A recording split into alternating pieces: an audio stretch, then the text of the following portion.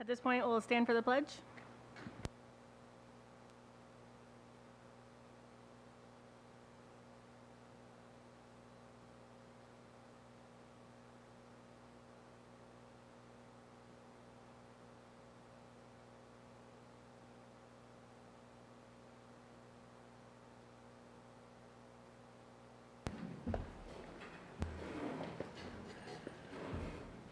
Before we begin our meeting tonight, we will take a moment of silence in remembrance of Samantha Bauman.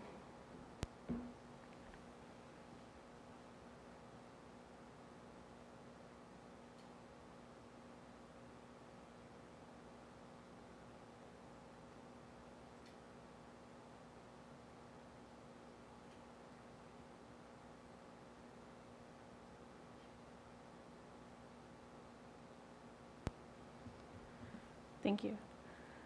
At this point, we will call our meeting to order. Ms. Perry? Dr. McBride? Yes. Mr. Perez? Yes. Dr. Gase? Yes. Mr. Kizabeth? Yes. Mr. Williams? Yes. Great. Now we're going to adopt the agenda, and there's an addendum, correct? Yes, we have an addendum, and that will be item 8.06 under the action items, and that is to approve the revised tentative TEA agreement. We also have some minor corrections on page 5, and this is on the consent agenda under item 7.06 stipends. On page 5, under the heading Phonics First 30-hour course, $500 from IDEA B Special Education. Those will actually be paid out of ARP ESSER funds. They're all federal funds, but it will be ESSER instead of IDEA-B. And then also on the same page, 2 headings down, Phonics First 12-hour completion course at $250 each from IDEA-B Special Education funds will also be the ARP ESSER funds. So ARP is the 3rd round of ESSER, and these are qualifying expenditures.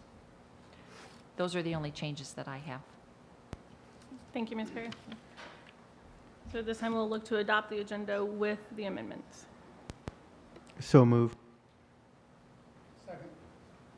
Thank you. Ms. Perry?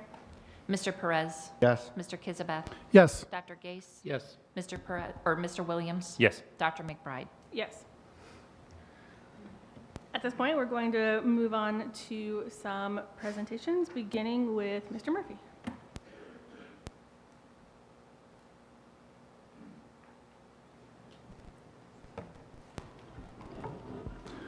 Good evening, Tiffin School Board. Appreciate the opportunity to be with you this evening. We have a couple programs we just want to highlight, and before we get into that, we have some guests that have joined us, so I'd like to introduce those folks that are with us. So guys, if you could please stand up. We have Tristan Oyster. These are all 8th grade students. Noah Salee, Lily Langley, Coriana Martin, Aiden Shrink, Michael Bird, Caden Robinson, and also Mrs. Ott's here with us. So what's special about this group is Mrs. Ott leads these guys. These are an emerging video production team. So they took care of a video that you're going to see momentarily. But each day they edit and create morning announcements for us. And we know how critical that messaging is this day and age, but also being able to do that in a digital format. So these guys, they have some talents, and we appreciate their efforts towards those items that we need on a daily basis. So what I want to share with you is a little bit about our PIT program, and PIT refers to Personal Improvement Time.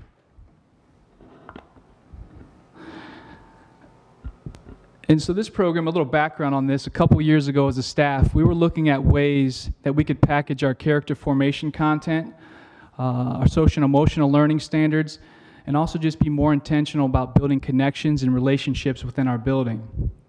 So as a staff, we looked at ways that we could commit some time to this, and then we also were looking at ways that we could also increase literacy. So we built in some sustained silent reading during this time, and it's added a lot of value to what we do on a daily basis. Certainly as we build those connections and relationships between student to student, but also between staff and student. We find that just creates a really meaningful experience for some of our student body and an overall school experience.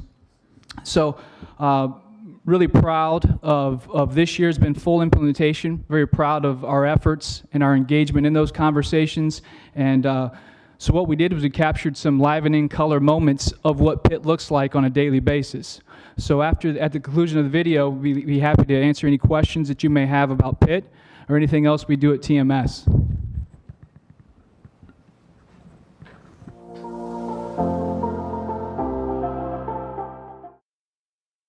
Hello everyone, I'm Mr. Ridge.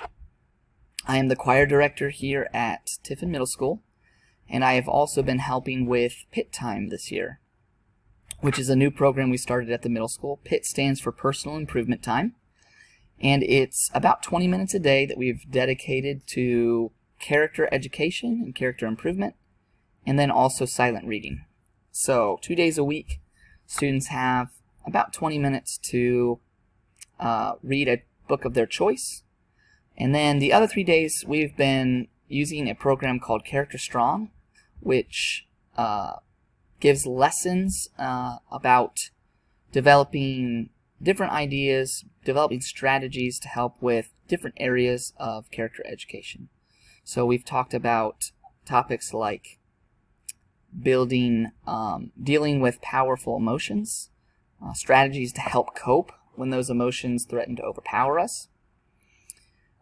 We've dealt with working in teams, how to develop some strategies and think of problems that come when we are working in teams. We've talked about developing goals for ourselves and how to develop a realistic goal and then overcome the inevitable obstacles that prevent us from reaching those goals.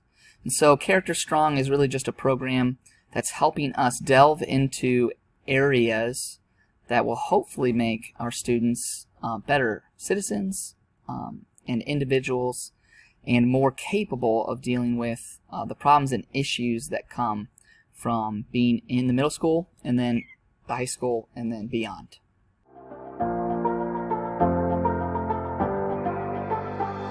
The way this one works is each person puts up one finger if the statement feels true to them. Have one person share a story or a reflection related to the statement. Come back to this screen and then repeat the process until someone reaches 5 fingers.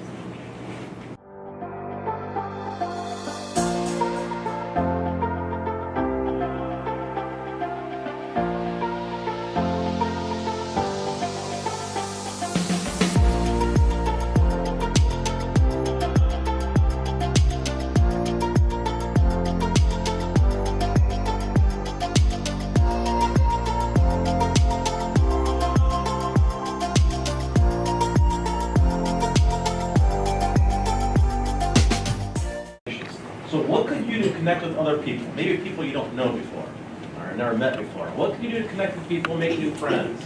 Go discuss that here.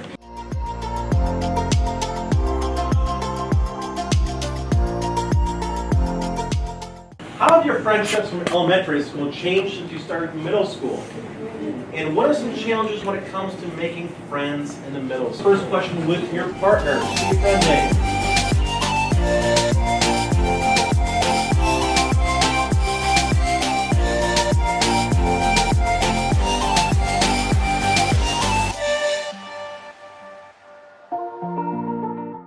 From Pitt, I learned more stuff about my teachers. I enjoy Pitt because I feel like the teachers are engaged with the students.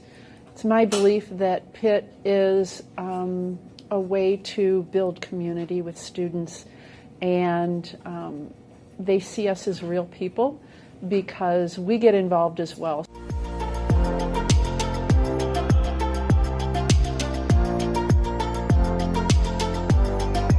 Today we will explore strategies to boost each of the 3 aspects of our well-being. Sleeping. Breathing. Sleeping, eating, and being with friends.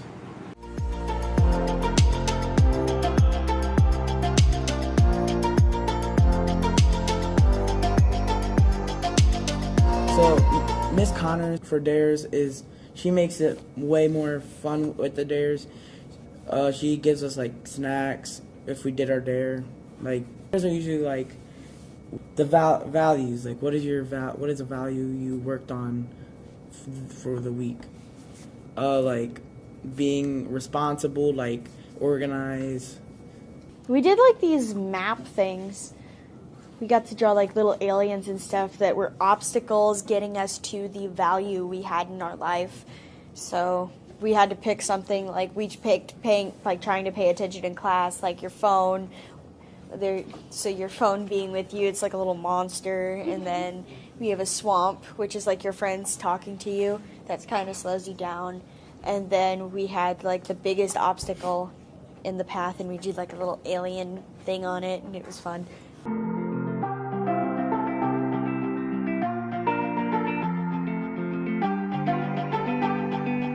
Jen, you're it. You're it. Okay, so you get to hide around the desk. Then, as you're folding it, hide it somewhere in the room. That's 2. Come on, 3 folds. Fold it 3 times. Keep your eyes closed down there, Jen. He's not cheating. I can Keep see. them closed. See, here. Very good. All right. Jet, 2 people are going to try to steer you to that piece of paper somewhere in the room. 2 people are going to try to convince you that they know where it's at and guide you to the wrong location. Over by Anderson. Under the... Okay, you got 1 minute. We'll go 1 minute. Go to the sink. Over by the soap dispenser. Don't listen to her. Go to the science. Go to the soap dispensers. Go over to the science book. Keep going. Go. No. Yeah. Turn around. Go to the right. No, keep going. No. Keep going this way. Keep going this way. Not the science. Keep going. Man, here's a question. What was it like being it? Explain. How'd you feel? Confused. Did you listen to any particular individual up there? I switched like halfway through. All right, point number 2 here. It says, is the loudest voice always the correct voice? In other words, the person that's screaming at you, does that make them the best person to listen to, as opposed to somebody who's talking to you softly? That there is no power for change greater than the community discovering what it cares about. And the people around you is your community. They are your community. And they will influence you, sometimes positively, sometimes negatively. And you know exactly what I'm talking about. PIT is fun because you get to interact with other kids and learn more about each other and just have fun.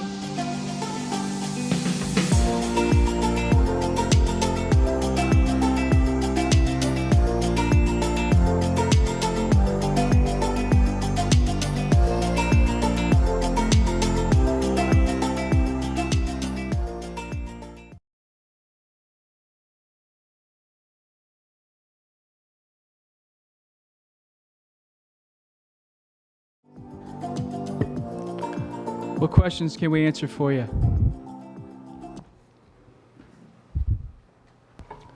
Does every student participate? Every student participates, yes.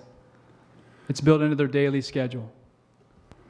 How long have we been doing this, and how does it work with PBIS? Good question. So this is the year 1 implementation. So the planning stage for this started last year. So it aligns very closely to PBIS. So PBIS is a framework where we're teaching, what we expect out of behavior and some of those instructional supports.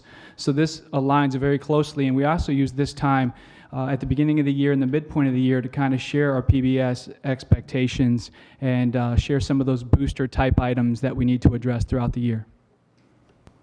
I really don't have a question for you, but a comment. I think it's really good from the standpoint that we have become such technological almost slaves that everything's done on a computer and it's there, and this forces kids to interact verbally and work in teams. I think it's just a great idea.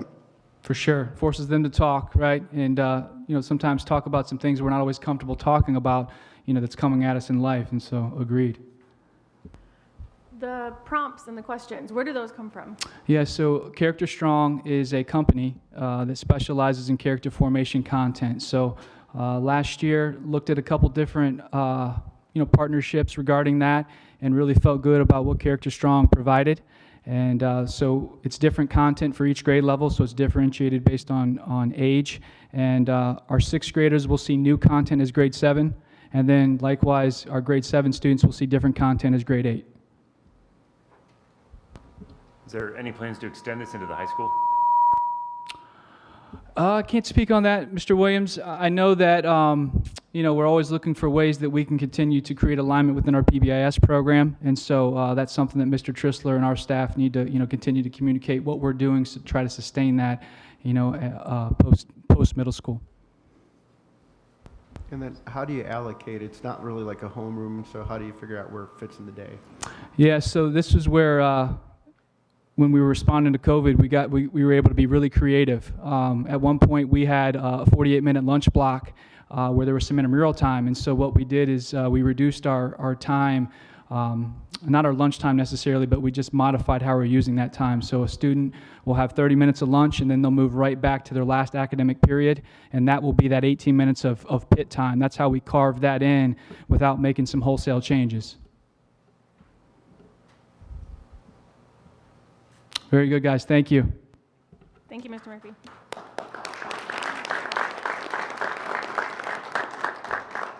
Great job to the crew and their instructor who helped put that video together. At this point, we have an exceptional amount of recognitions, and we're going to start with Ms. Kuhn. It's March Madness. I love it.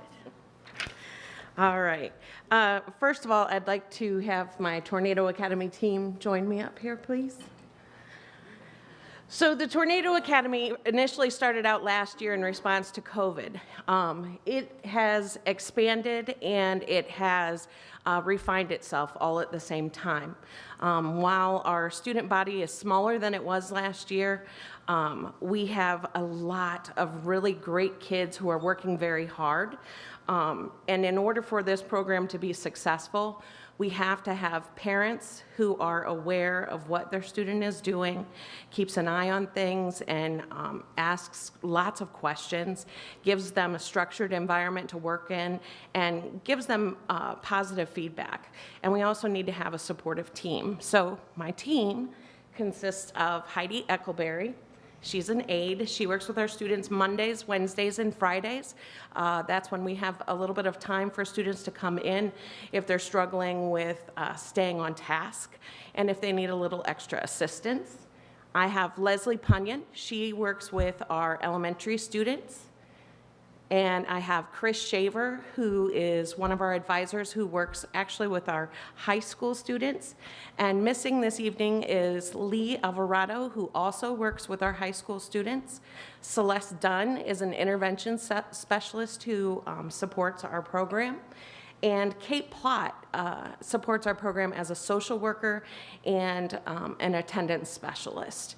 So because of this team and because we had a student who set a goal actually last year, we had our very first graduate. So I would like to have Daniel Franklin come up so that we can recognize him for his wonderful work.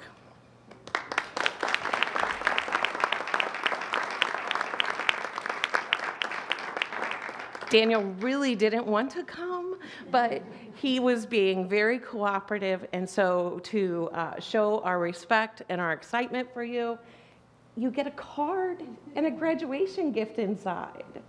So we're very, very proud of you, Daniel. Mom and Dad, thank you so much for supporting the program. Daniel, like I said, he set that goal last year, and he worked really hard so that he could graduate this February. So congratulations to Daniel.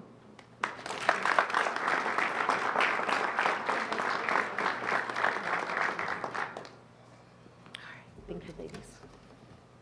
All right, next up, we would like to recognize our Tiffin Columbian High School art students. I would like to see Mary Kidwell and Anna Reuter.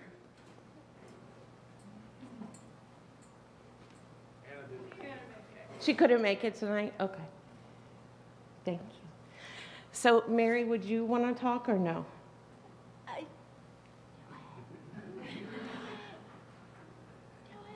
can talk. Come on up. Okay. Tell them about your project. Okay, so the project I did was kind of like this mixed media sculpture thing. It was supposed to be like, we do 2 projects a quarter, and Mr. Schmitz we have like an assignment and a choice project, and this one was my assignment, and it was supposed to be like our passion project, and it's supposed to be something that we care about a lot. And I did it, and it's supposed to be a piece like against drinking.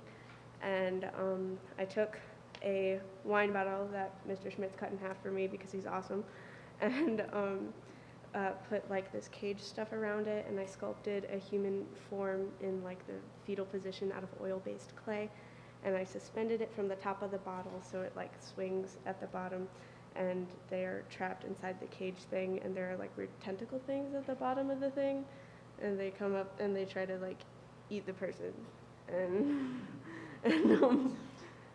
yeah, I don't know. It sounds very, very interesting. Mary, who do you need to thank with supporting your art? Absolutely, I have to thank Mr. Schmitz because I like wasn't even gonna get it done, and then he like took me aside and he was like, you gotta do that, and I was like, but do I have to? And he was like, yeah. And I actually finished it, and he helped me throughout the whole thing. Like, I had to like go out and like get stuff, and then I didn't end up going out and getting the stuff, and then he went out and got it for me because he was just like, you're doing this. And I was like, okay. And he cut a freaking wine bottle in half for me. I don't know how I would have done that without him, like just break it. That wouldn't work. And yeah, I don't know. Mr. Schmitz, definitely. Yeah. Excellent. Thank you, Mary. Congratulations. Thank you.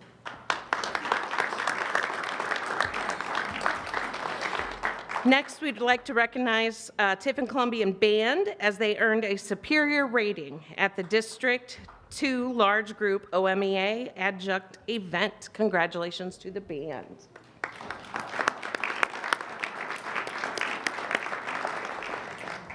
Tiffin Columbian has been very, very busy. We are recognizing the Columbian cheerleaders as they are state champions for Division III game day routine, second runner-up Division III traditional routine cheer at the OASSA State Championship. Congratulations to our cheerleaders.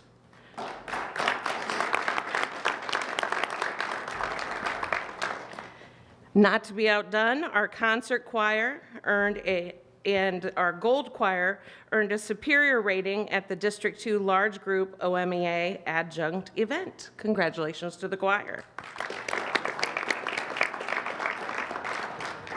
Last but not least, we're rounding it out with our wrestlers. Congratulations to Brody Conley, state champion, Brett Minnick, state runner-up, Max Ray, 6th place state finisher, Maddox Simcoe, 3rd place state finisher. Congratulations. If any of those students are here and you'd like to come up and thank your parents, that'd be lovely. Parents love that. All right, thank you very much.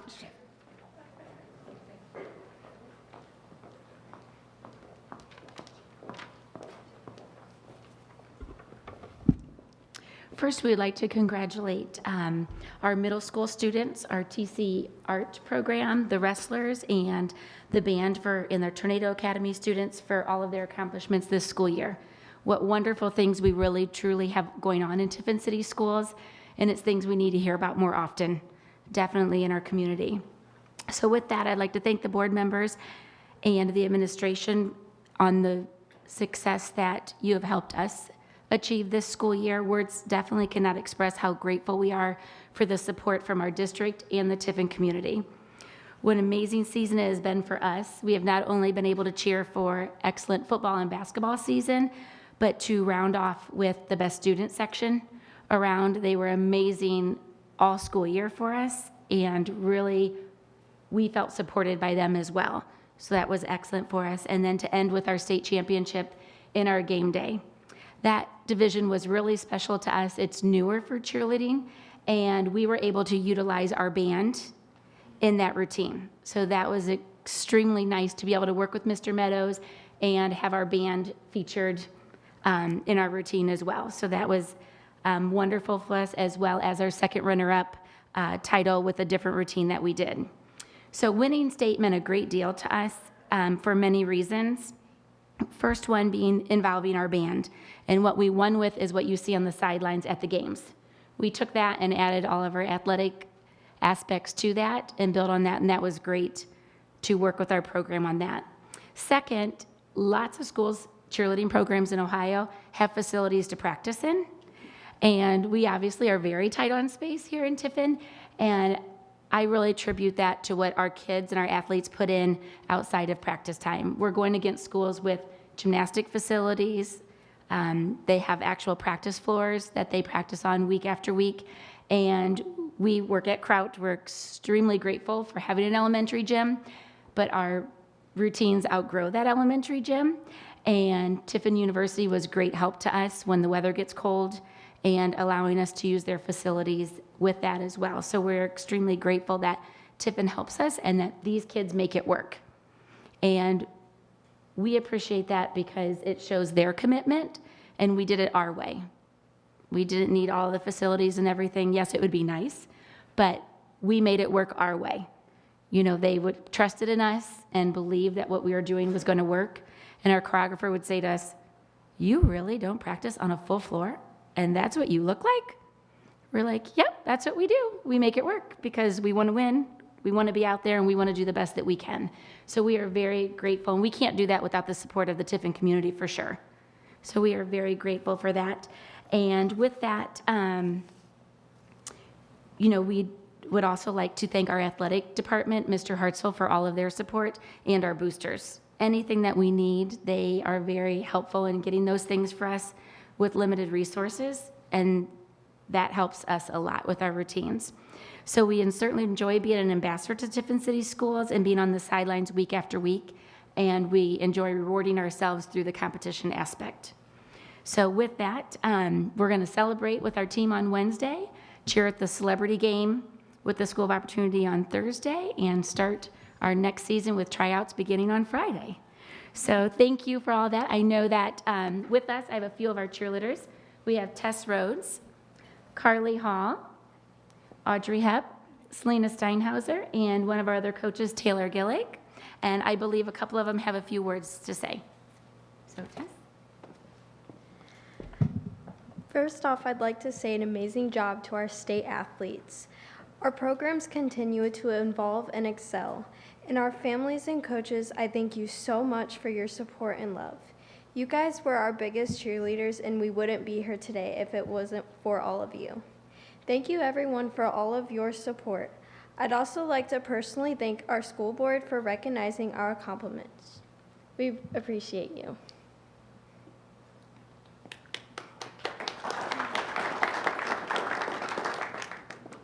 I'd like to say the amount of love and support everyone across the community was absolutely amazing. This whole experience was so eye-opening that anything you put your mind and energy into is achievable. I want to say thank you to our amazing coaches for the never-ending love and support, and thank you to our families, friends, community, and school district for helping us celebrate our accomplishment of winning state in our Division III game day non-building routine, as well as coming in second runner-up in our other routine. I'll never forget how I felt when we heard Tiffin Columbian over the speakers at the competition. I'm so proud of our team, and I can't wait to see what the future holds for the TC cheerleading program. We truly did make our mark. Thank you.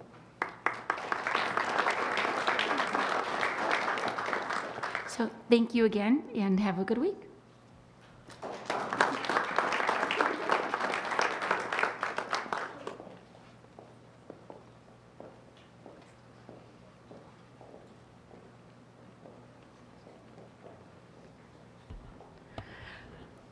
We're just going to leave that. Good evening. My name's Kimberly Ridge. I don't always sound like this. It's not a great look for a choir director, but this is where we're at right now. So I just want to say a special thank you to the board for inviting us to be recognized this evening. I have two choirs at the high school, the concert choir, which is mostly made up of upperclassmen, and gold choir, which is made up of freshmen and sophomore treble voices. So on March 4th, we traveled to Oak Harbor and performed two different sets for each choir. And and received superior ratings, and I'm incredibly proud of our students for persevering through what has been a very challenging 2 years of rehearsals. Last year we were social distanced and masked, and we were really limited on performances and limited on audience sizes. And this year we were starting to get back to normal, and we still had the masks at the beginning of the year. But it's just been incredible to watch my students overcome obstacles that we never would have dreamed of, and that college certainly did not prepare me for. And I'm just incredibly proud of all of my students. I've invited some of my seniors here with me this evening. So I have Haley Welter, Lauren Herrera, whose name I always wreck, and I'm so sorry, Lauren. John Bailey, Kennedy Lackner, Amelia Nisley, Cole Newlove, and Annalise Bowles. Several of them are being featured in this coming weekend's performance of Chicago, which if you have not yet had a chance to see it, I highly encourage you to do so. $8 pre-sale tickets, $10 at the door. One of the best 2.5 hours you'll spend for your whole weekend, I promise you. So thank you very much.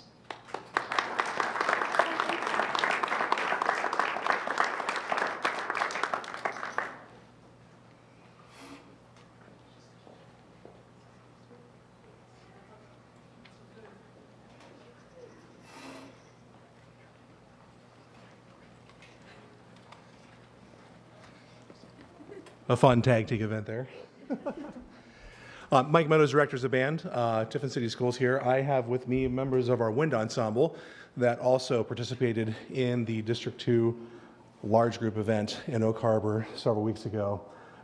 Many of the struggles and trials and tribulations that Mrs. Ridge and the choir has experienced, we had as well over the course of the last 2 years. It was a remarkable accomplishment for the entire department to go and do what they did, to have the successes they did with everything that these students have endured and went through. Much like the choir, we performed several pieces for a panel of judges. We got enough of them to agree to give us ones to go to state, and so we'll be doing that. We received 2 1s and a 2, complete with a comment sheet of things we did well and things that we can continue to improve upon, which we will do and we have been doing actively. I have with me here today a group of seniors, and these seniors most of them were a part of this group 2 years ago. We just went to district. We received straight superior ratings, mind you, and then 5 days later we were shut down and we got sent home. They did not get a chance to have that experience as sophomores, to go to state and to take care of that business, and I think they are all ready and chomping at the bit to go finish what they started several years ago. So across the row here, helping represent our wind ensemble, Kenny Lackner. And notice we have some people who are also in band and choir. That is not super uncommon. That's actually a great thing, and we're happy to share these great musicians. We got Amelia Nisley, I've got Cole Newlove, Whitney Johnston, that's Isaac down there, Isaac Cortez, and I think Rise down there on the end. Is there anybody else down there as well? Lars, Garrett, and Aurora Albert. These are some of our seniors who have been here with us, stuck it through, and I'm excited for their opportunity to, as we said, finish up what they started. So congratulations to them. Thanks for all of your hard work.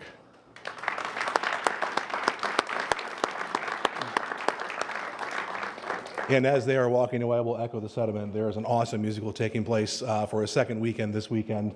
The Meadows family will be there, and I encourage all of you to come out and see it. And if you've already come for a second time. Thank you so much.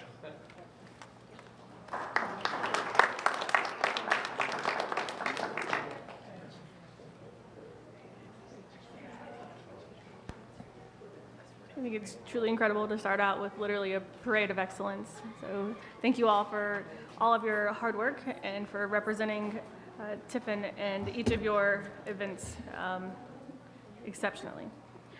Prior to going into reports, I just want to make a few pieces of order. Our student representatives, at the end of reports, you are free to be dismissed. As we've seen, y'all are engaged in a number of things. We want to be sure that you can attend to those and not be here until late hours. And also, Dr. Zoller is out for a pre-planned absence, so Mr. Bose will be leading our charge this evening. With that, we will go on to committee reports, starting with Dr. Gase. Thank you, Dr. McBride. The Business Advisory Council, which is exclusively Tiffin City Schools, this group, met on March 17th right here in this room. And Pat Smith, in her usual fashion, pulled together a nice meeting that brought several volunteers, new volunteers, and some old standbys. We looked at, we got into groups and decided some of the things that we were looking for in terms of goals that we want for quality of students, quality of young workers. We looked at problems that are observed in young workers. We looked at a vision, a goal of our communities, and then the working relationship of the school district and the business community. Some thoughtful discussion and under Pat's guidance was followed, and we came to some interesting understandings. We then talked about a place to meet, and it looks like we're going to stick with the middle school again for next month, and that meeting will be April 28th, Thursday morning at 8 o'clock. Any questions? Thank you, Dr. Gase. Our next report will be Finance Committee with Mr. Perez. I'm going to say as well after that presentation, and the year's not even done yet. But in terms of finance, I was not able to go to the meeting Tuesday.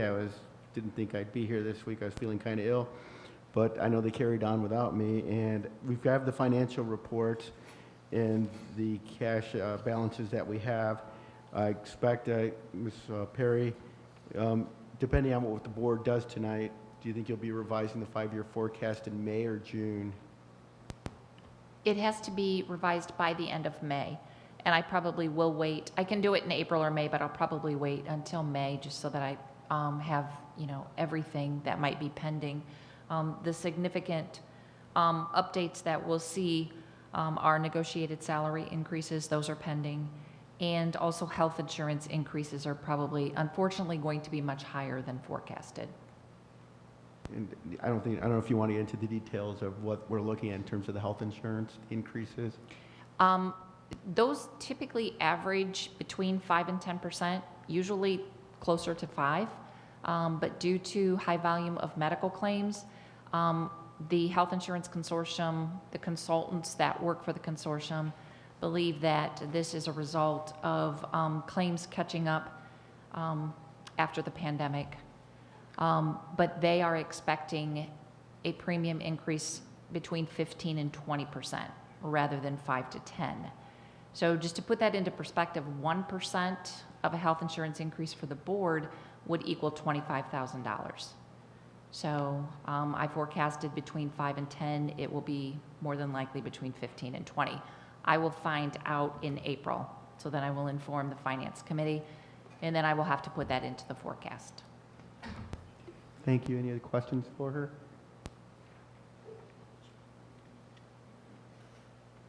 Thank you, Ms. Perry. Next is also you, Mr. Perez, with Legislative Liaison. There is no report. Thank you. Support Services, that was me, but I'm going to turn it over to Mr. Daniels.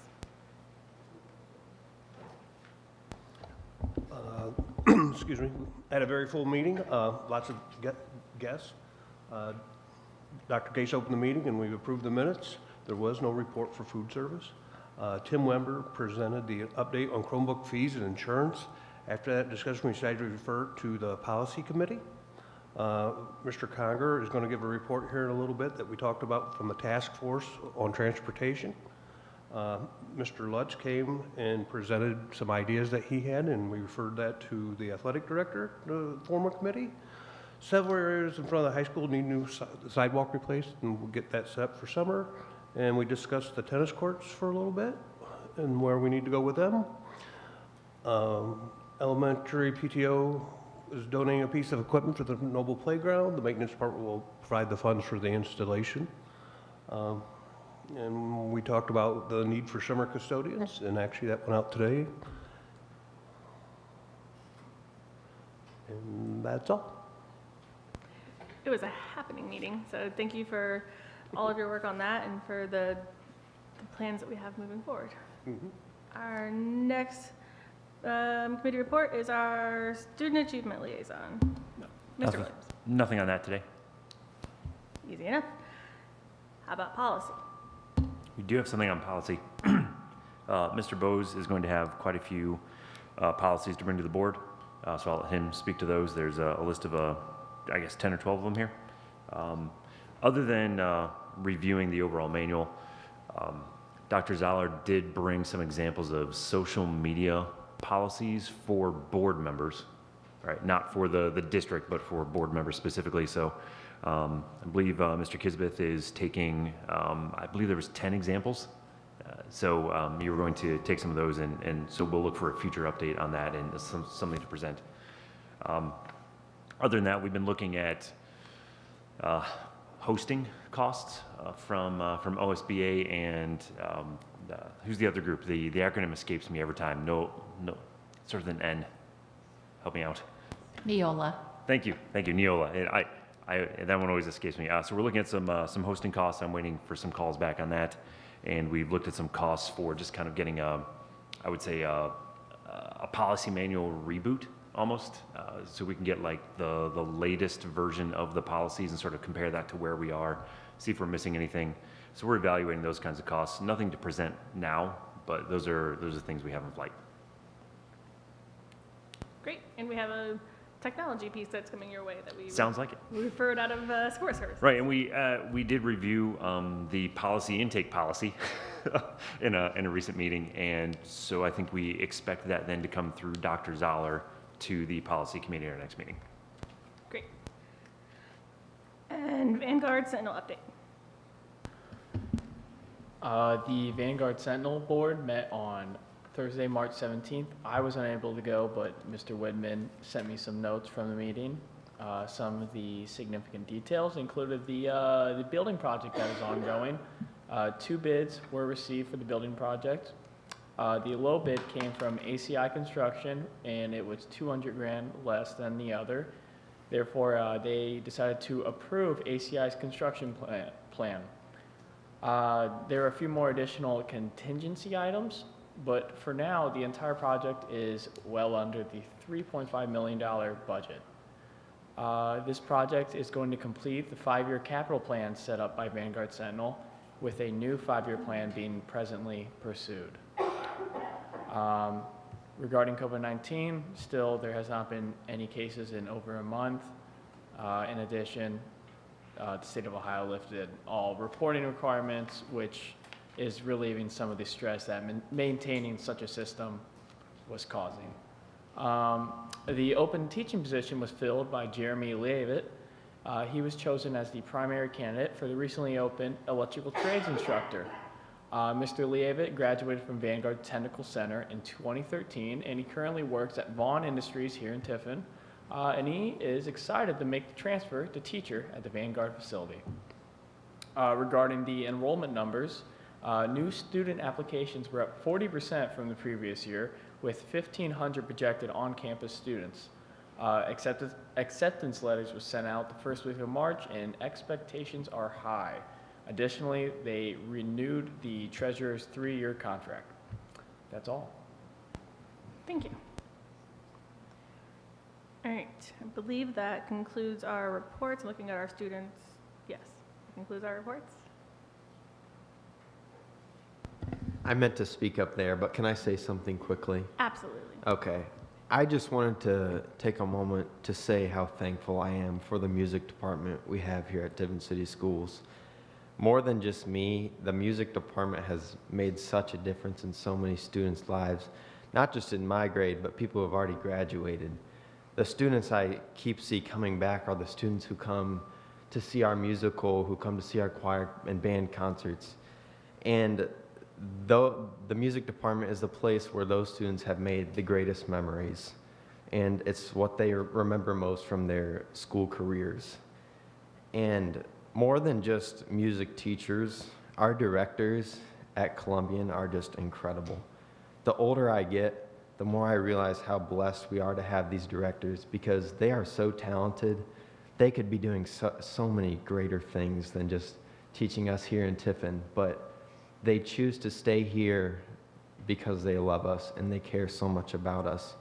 And more than just teaching us about music and rhythm and notes, they've taught me personally so much about life. Those are the teachers I've had for almost 7 years now. So they're the teachers I've gotten to know best. And like just in band one day, we're learning our music, and then all of a sudden he's teaching us about credit cards and debt, and I'm just like, wait a second, what? But yeah, Mr. Meadows especially is just such a wise man, and he does his best to prepare us for life, because we're not going to use music every day in our life, but the things he teaches us, we are. And one of his favorite phrases that he said 3 years ago that has led me through all of high school is, laziness is the gateway drug to stupid. And that's all I have to say about that. Thank you.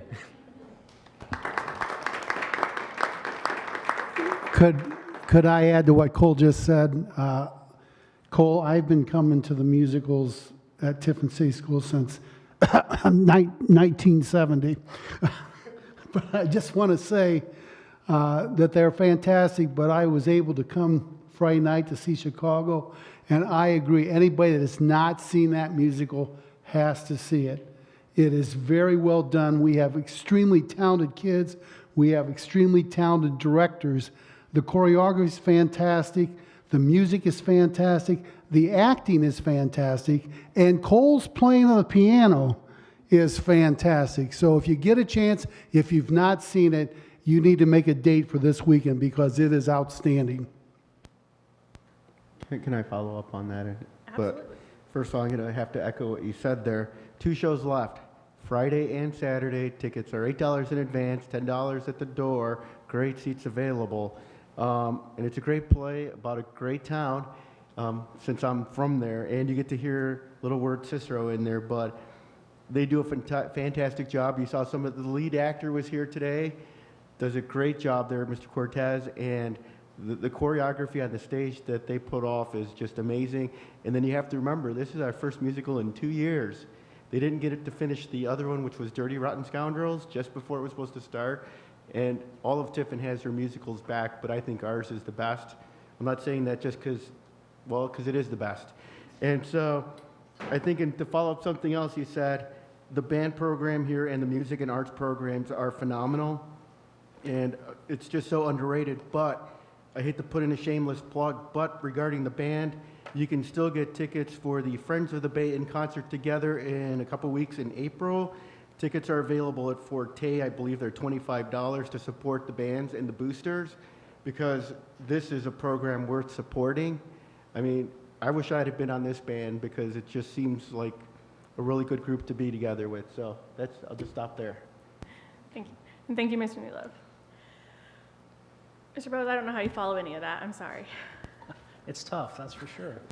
Hey, He's thank you. He's going to read some policy manuals, so it's going to be exhilarating. So not as exciting as anything Good that stuff. Mr. Newlove just Good shared stuff. with us. So the first item I have this evening are the first reads for the parent-student handbooks for all of our buildings that should have been presented to you or shared with you through email. I think Mrs. Smith took care of that last week. However, doesn't look to be a lot of sweeping changes in those handbooks. There's also a revision page that went along with those. You can look through those. If you have any questions, you can direct those towards me, and I'll get those to the building principals for some clarity if need be. Any questions about those? Secondly, we have, as Mr. Williams alluded to, several policies for your perusal.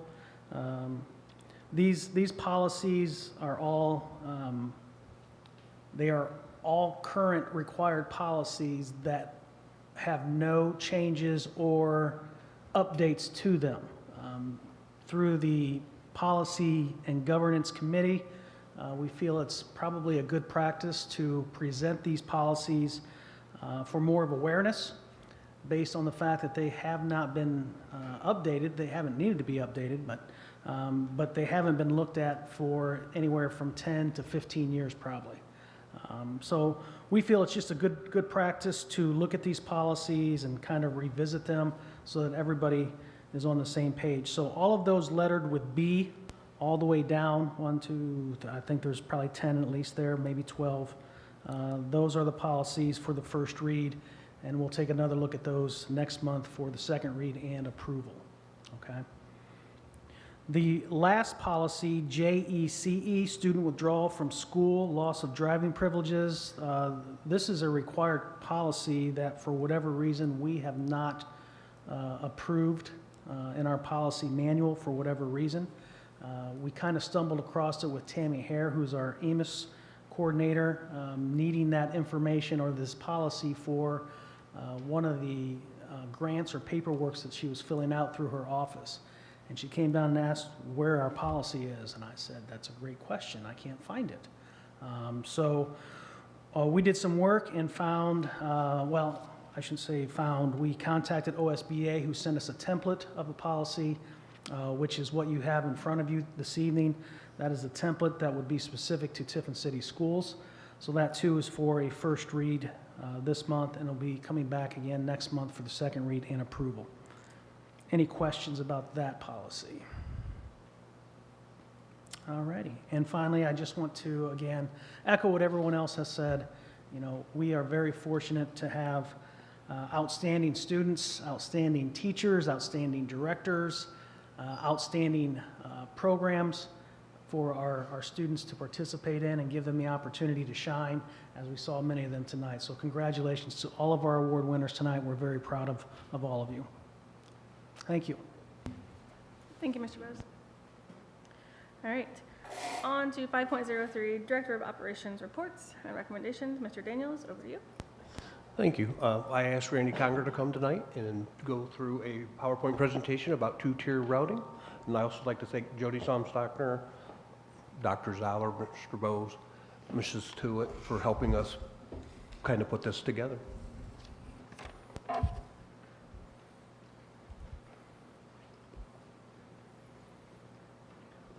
Thank you, everybody, for having me tonight.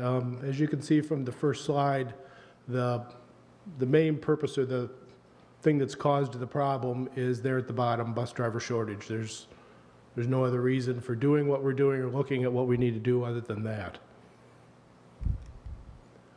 The task force was pulled together in pretty short order, and I again want to thank the 23 people that attended on Thursday, March the 17th here at the middle school.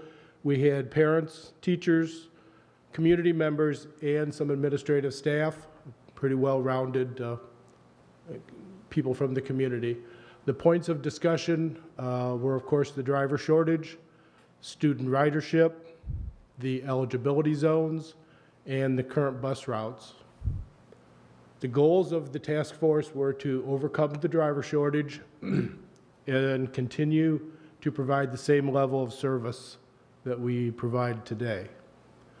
The consensus at the end of the meeting, the task force thought it was best not to change in the level of service, and the only thing left to do would be to implement the two-tier routing system. So that left us with options for the 22-23 school year, either two-tier routing, which would create a more effective system to use the resources, both staff and the buses that we already have available, or reduce the eligibility zones.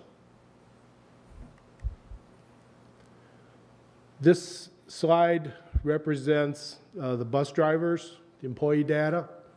In the 21-22 school year, we had 21 routes, and we had 21 route drivers. So we basically only had to fill in for sickness or when drivers were off. For 22-23 next year, it's projected that I'm only going to have 20 route drivers. You can see over there to the left, each of the little stick figures represents a bus driver. And down along the left column is the ages of those bus drivers. Retirement is 62 for Social Security.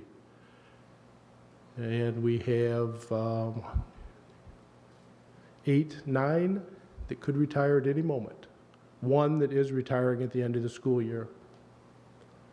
I'm going to need 23 drivers if we keep the routes configuration the way they are today. A little data about the sub-route drivers that we have over on the right side. 6 of them are of retirement age, which is pretty typical for substitute bus drivers. Most of them are already retirees. This slide shows what it might look like if you were to choose the reduction in the eligibility zones. The blue lines indicate the number of students a half mile or greater. The red indicates 1 mile or greater, and the orange is 2 miles or greater. So if we were to change the elementary from a half mile to a mile, we would effectively go down from 706 students that we transport right now to 573 that would be eligible. If we took that to 2 miles, it would go to 222. We would effectively really only need about 4 buses to transport the 222 students. The middle school, 6 through 8, is already at 2 miles. That really not much that can be changed there. The high school, you could do away with high school busing altogether, grades 9 to 12. It's not required by the state that we do that. There's about 70 students that we transport from the high school now, and obviously if we did away with that, it would go to 0.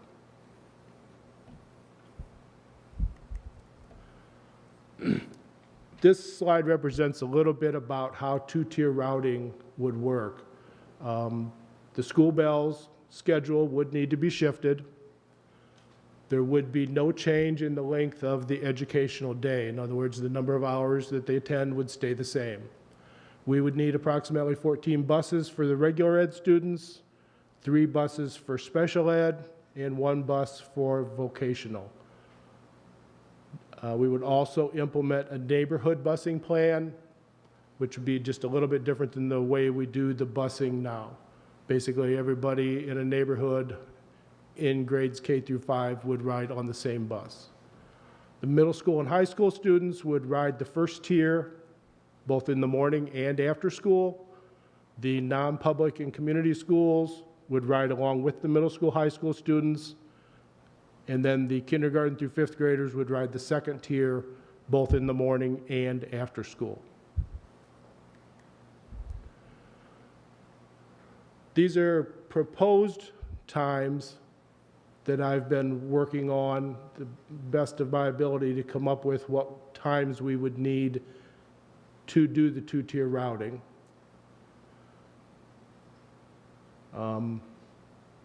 I narrowed it down as tight as I think we possibly can to get the buses out to do the first tier and get back to do the second tier.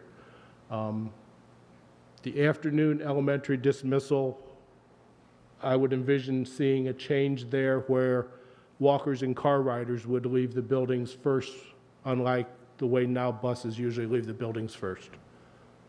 That would give us a little more time in the afternoon to get the buses in there and get the buses out with the students on them. Community engagement during the month of April. Of course, we have spring break in there, so that narrows our timeline down a lot to get the word out to the community. We need to notify parents, the community, child care providers.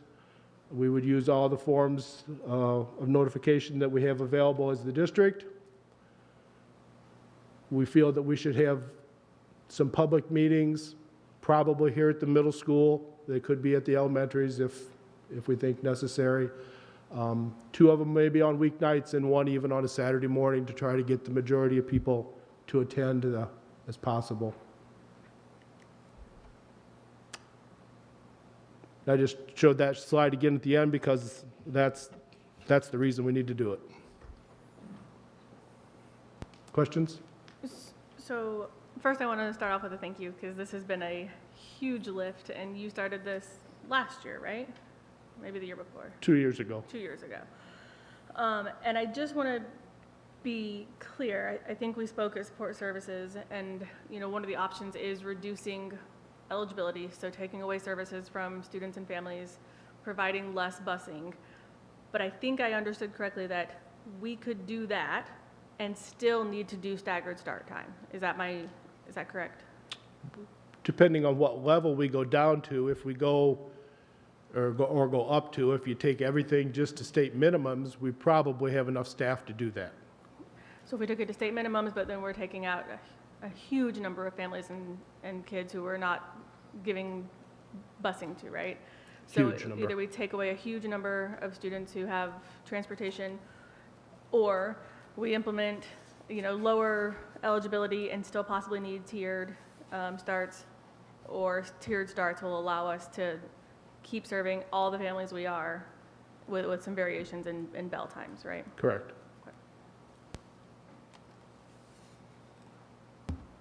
So the neighborhood routing,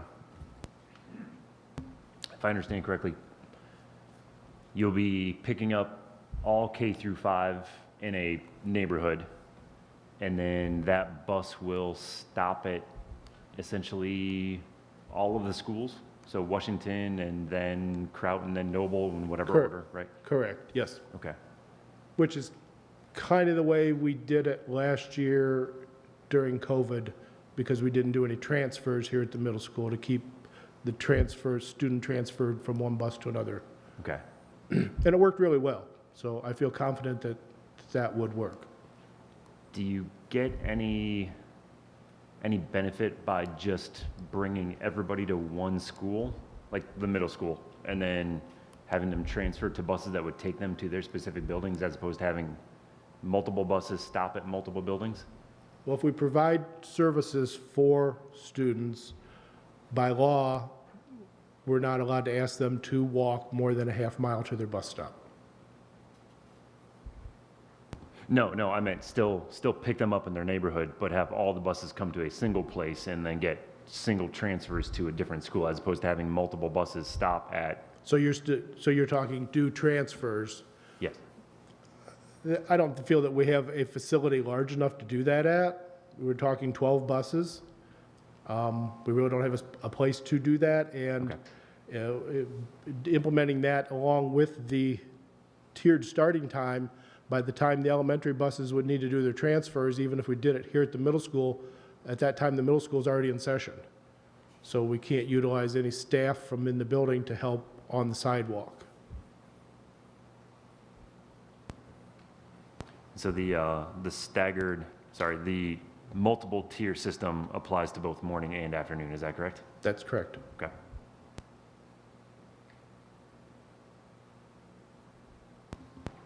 What's a typical load on a bus? Two different sizes, 48 or 56, no more than that generally, unless they're K1 students. Can that be increased with the larger buses we're getting, or is that a supervision problem? Well, the fuller they are, the more problems you can have, but the 56 passengers also would go 84 3 to a seat.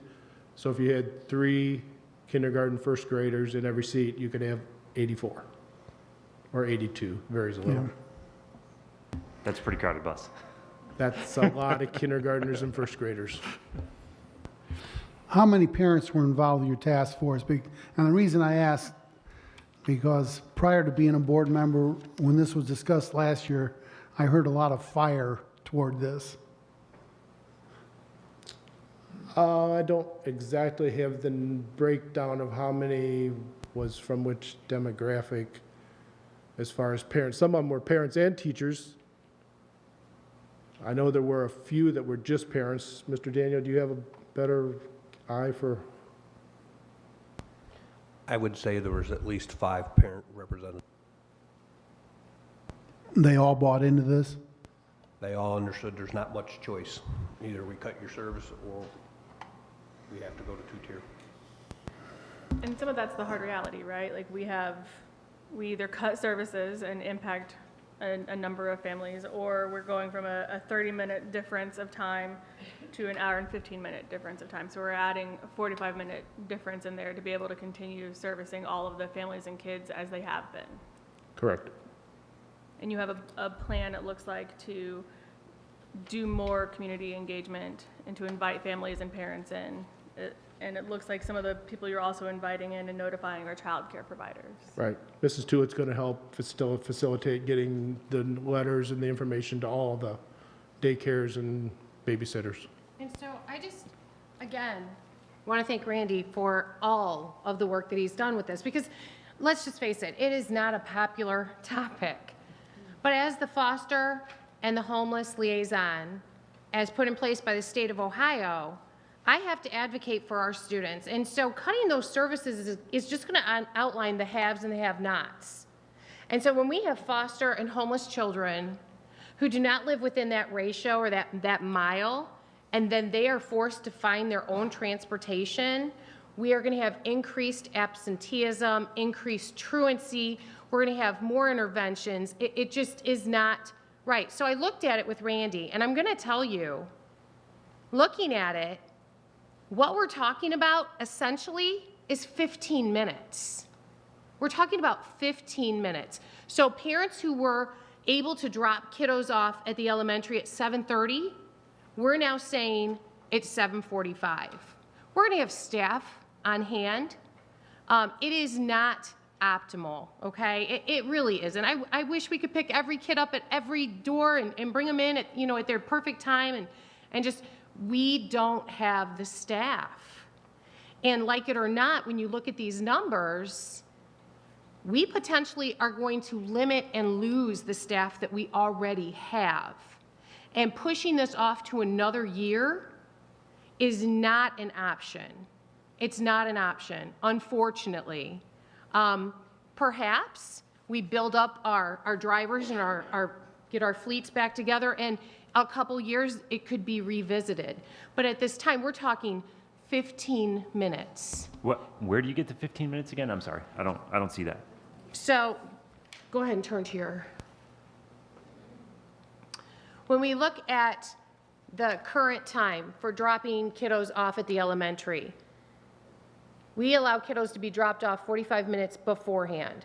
So we are looking at where's that sheet you have? Where it is 7:30 now is when the buildings are open. 7:30 is when the building's open, and we allow parents, because when we restructured and we went to non-neighborhood schools, we had to make an amendment for that so parents can drop kiddos off.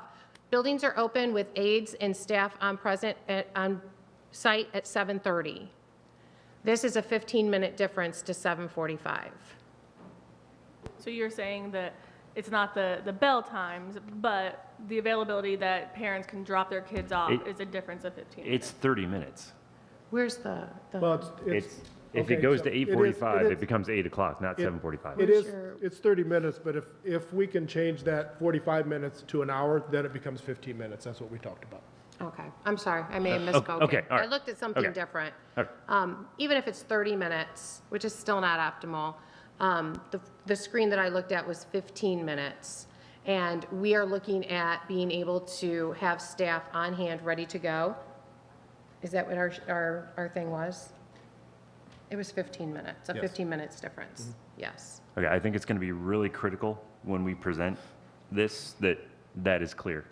Absolutely, and I apologize, the screens that I had last Tuesday showed a 15-minute difference, and perhaps I can find those and send those to you if they haven't already been sent, because when I met with Scotty and Randy and Dr. Zoller, and I don't know if anyone else was in that meeting, 15 minutes is very doable. And so that is these would be the bell times. That's looking to increase the time that the school opens by 15 minutes. Is that my understanding? So you're wanting to shift so that there's staff on hand and the elementary school is able to be opened? Instead of the 45 minutes ahead now, 15 minutes more there, which would give it an hour. And that creates a 15-minute difference. Okay. And the other piece of it is absolutely including our child care facilities. I know that there are some that have done it in the past that are not doing it now, and just being able to give that information as a resource to families. Well, and currently some of those things aren't in place because they haven't needed to be. So when we create a need, then we will start, I would like to hope that we will start to see some of those providers work to fill that need because there's an opportunity there. And we do already transport from all the child care providers.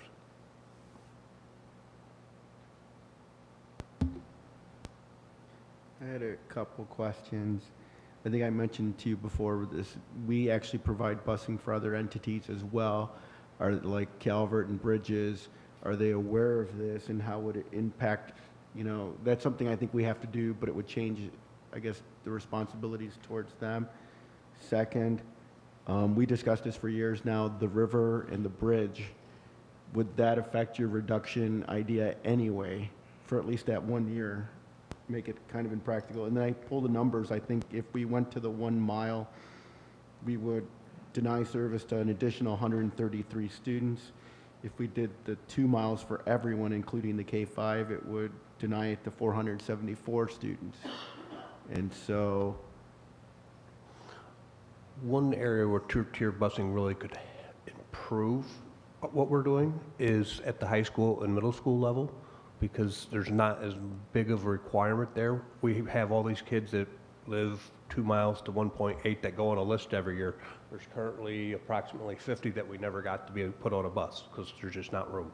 so my question though, with the K-5, if we went with the 1 mile, that's 474 kids. And I don't remember us having crossing guards back or any, we removed a bunch of lights too, I think, because they were no longer school routes. I remember around Washington, the city did that. So, I mean, are we ready to have these kids all be walkers overnight to our our different buildings? Well, the consensus of the committee was to not do that. They wanted to keep the level of service the same. And personally, I would agree with them. I would rather see it stay the way it is. So then is the goal to do the parent meetings, the notifications, using the various forms of communication, and then to have the two-tier busing to be voted on at the April meeting? Yes. And we will include the public, the Calvert and Bridges and North Central Academy in our notifications. When are we planning on having those community sessions on the calendar? Because it's coming up on April. That was something Dr. Zeller was going to address when he returns, was looking at those dates, because there's Easter break in there. However, that doesn't mean that we can't have a meeting during that week. There are going to be some families that are going to be more accessible during that time. We just want to make sure that we do get the word out, and I'm sure that they'll be getting dates together very quickly. And then we will be doing push-out notifications through Final Forms, Facebook, and all sorts of other media so that all of our families know. Yes, I think it's going to be really critical, if this is the plan we end up moving forward with, to really emphasize that 15-minute change, because what we've discussed in the past is essentially an hour shift in start times. Right, and an hour shift and a 15-minute shift are very different as a parent. Absolutely, Right. absolutely. So that will be part of our marketing, and we will revisit that, make sure it's very clear, Okay, very clear. okay. Yeah, 'cause I think you do address the issue with maybe some of the drivers, but if they can't drive, that's my concern, is opening up an hour earlier isn't the issue, it's getting them to the school. Yeah. Because you can't bus them an hour Right. earlier, that's the problem. Right. But back to the community sessions. I know you said we're going to wait for Dr. Zoller to get back. Is there a date at which it's impolite or too late to have those sessions? When do we think Dr. Zoller is planning on having those scheduled? Well, I do think there's an important piece here that it's got to come before the board to vote. Like, I don't think there is not an option to not make a change. So we either cut services or we do two-tiered. So that has to come to the board at the April board meeting. So I would think that the community meetings would be before that. I think that would be the time limit, right? They have to be before the next board meeting. Correct. I don't have an answer for not when are the meetings going to be. When is the date by which we expect Dr. Zoller to have those scheduled? I can't answer that for Okay. Dr. Zoller. Okay. I did have one more question. So Randy, if we move to this and then we lose 3 more drivers, right? You've got a couple coming up on retirement age. Where does this plan then break down? Hopefully, this plan will ultimately make our district more appealing for for people to want to work at. Yes, we're still, I think, the highest paid in the area per hour, but the smallest amount of hours. Some of the districts pay less, but they still offer full-time benefits even though they don't work full-time.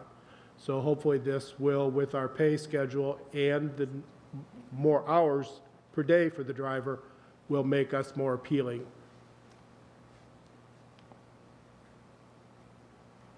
So hopefully we won't have a turnaround where people apply, Okay. I talk to, they know the real story, what a bus driver hours is, and then they leave. Okay, so, okay, I think I understand now. So by making this change, the expectation is we'll be able to fill a few of those open spots or be able to better recruit so that Better we won't recruit be is on good, a right. continued decline. Okay, Because currently, if they get hired in to drive for a week, it's about, what did you say, 17 hours? 16, 17 hours. 16, 17, is the- 17 hours because Starting. it's a split schedule. So if now we have drivers that are starting and they start rolling through a route, they do a drop off, and then they start rolling through another route, we're going to be able to extend those hours. Therefore, and also in the evening, so then it would be, it should draw more people because then they have more hours to work. How has this worked in the other school districts? Of the districts that I've talked to that does it, it works great. Typically, sorry, Mr. Go Cook. ahead. Typically, a district our size, we have not found one that doesn't have staggered start times. It's pretty traditional across the state. And do they all have the high school, middle school starting before the elementaries? Yes. And that's for sports reasons, practices, and being able to go to events. Because research shows that honestly, those high schoolers could use a little more time in the morning to sleep in. However, their events and their sporting events and practices and that sort of thing kind of dictate that schedule. It's interesting that you said that because I did the research on it and found the same thing. I'm really worried about high school kids at 7:30 in the morning. One of the research pieces I saw said they're pretty much comatose at that time of day. So I am concerned.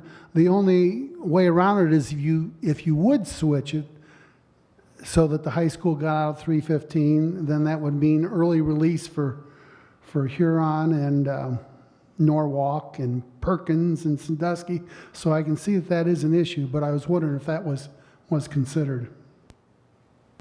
Well, and we know, like, research-based that teenagers need more sleep and they should be the ones that sleep later, but that then impacts so many other things that it excludes them or it takes them out of academics in the afternoon. So it ends up being problematic in that regard unless all of the districts want to jump at the same time and shift to a later dismissal.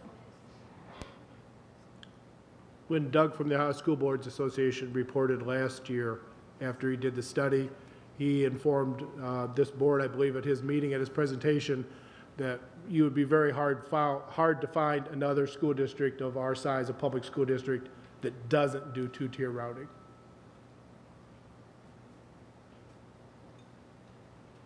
Some do 3, 4, and even 5, bigger cities. So I think we had a question from Mr. Perez that I didn't hear an answer to. We do route or bus to, let's say, Calvert and other facilities. Is there an impact we anticipate to them? Just to switch to the two-tier, I don't see any impact. No, those students will be bused with the high school, middle school tier. And if it wasn't clear, we will make sure they get on the notification list for the April meetings that they know that it is happening. And I'm second guessing myself, so since we're being videotaped and you're all listening, I just want to make clear myself, because of the fog that I'm in, I really do believe I saw something that said 15 minutes, which is why I was so sold on it. But I am going to revisit that, and so I don't want to like stand solid and sell my soul for that 15 minutes, because it could be 30, but what I saw was 15. Again, we will make sure it's very clear. The unfortunate piece is, and you five know this as the voting body for the Board of Education, that when decisions like this have to be made, it's very difficult. And I hope that when we have these forums, we can have some really good dialogue and conversation that will probe us to think or find, just be able to discuss these types of things. I just really do hope that people understand this is not an arbitrary thought. This is not just Randy Conger was up late one night and wanted to make a difference in Tiffin City's world, that this is truly something that should have possibly been in place earlier, but at this, where we are right now, this is a very serious thing that we do have to discuss as we look forward for the future of our district and our kiddos and their families. Well, and I think to remind everyone, we paid for a study on this, I think, last year by the Yes. OSBA. Yes. But we have 1, 2, 3, 4 students here. They're free to chime in, I think, if they have any thoughts on this. I don't want to put you on the spot, but some of you won't be here next year, but. All I'd like to say is those 15 minutes make a difference, in the morning especially. Just the other day, I do the morning announcements, and they will all vouch. I pulled into the parking lot at 7:44, sprinted my way up to the office just to do the announcements. It was not pretty. Those few minutes really do make a difference, sleeping-wise. And I think Gunther did, he kind of alluded to the fact that putting 3 high school kiddos in the bus seats, which is what they're allegedly built for, is unheard of. No matter how petite those kiddos are, I do not understand how anyone thinks 3 of those bodies can fit in one seat.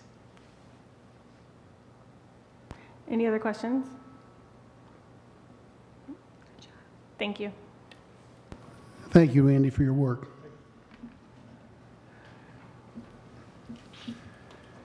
All right, this brings us to item 6, opportunity for the public to address the board. The rules are the same. Each person addressing the board shall give their name and address. If several people wish to speak, each person is allotted 3 minutes until the total time of 30 minutes is used. Prior to this, if our students would like to exit, you are welcome to, or if at any point you need to go, please do. Anybody from the public?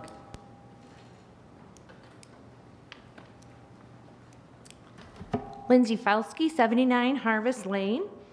And I did not come with a speech prepared because I was promising myself to come in with an open mind. So if I'm not speaking as eloquently as I could, that is why. I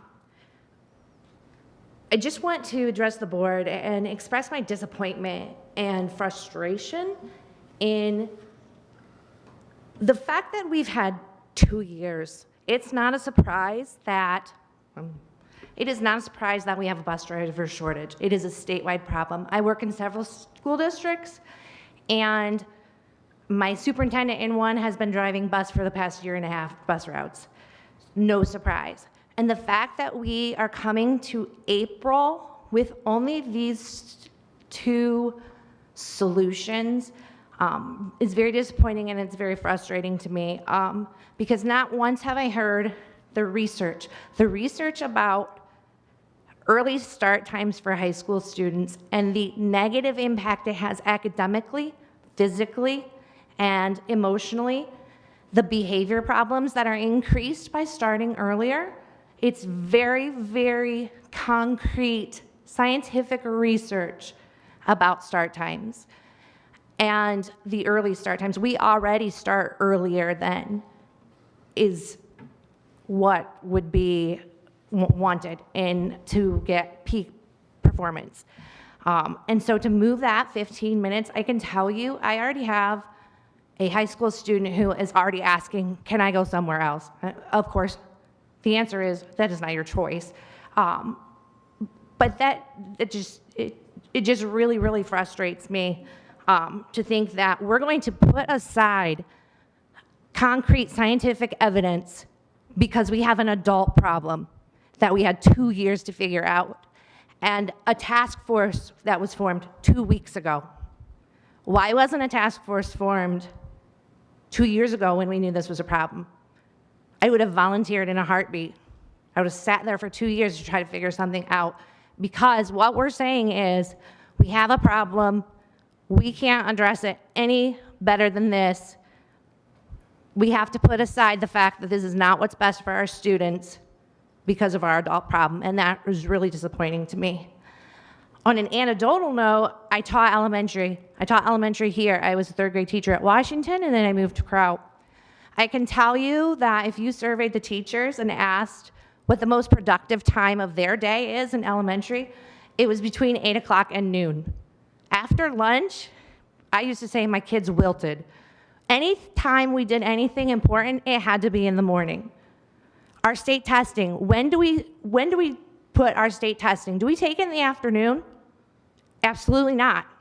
Our kiddos, our little kiddos, take it in the morning for very good purpose because that's when they're most focused. And so now we are taking that almost an hour, okay, 45 minutes in the morning away of academic learning, putting it to the end of the day, which is not optimal, and also talking about opening up an hour early. So you're putting a kindergartner possibly at school for an hour and a half longer. I can't imagine that for my own students. So I would really hope the board would look at the research, look at what we're doing, and try to come up with some other way, because I don't think it's what's in the best interest of our students. Thank you.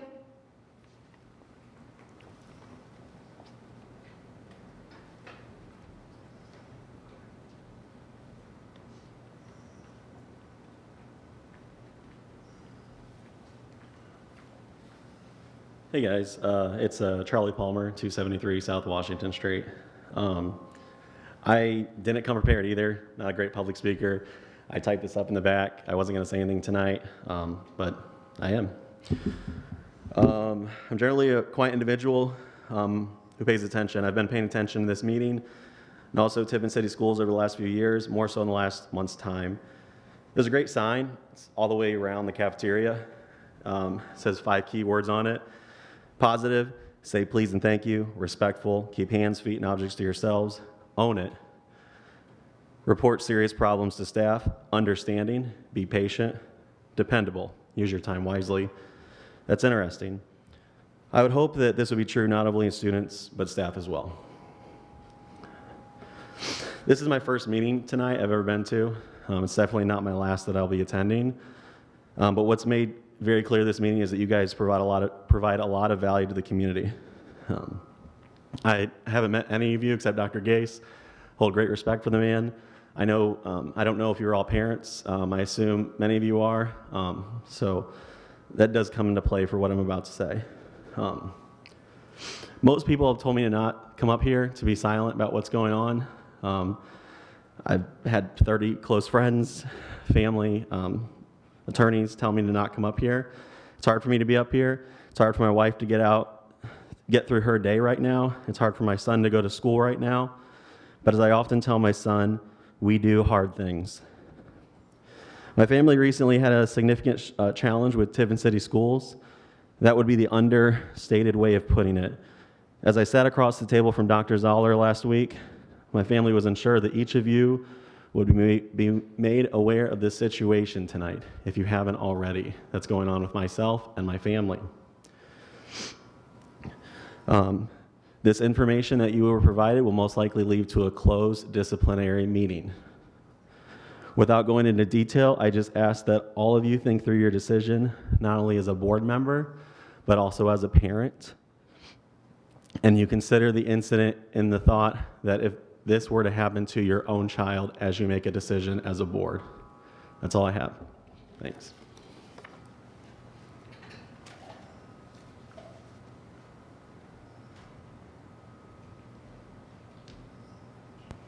Thank you to those who spoke. We'll now move on to item 7 and the consent agenda.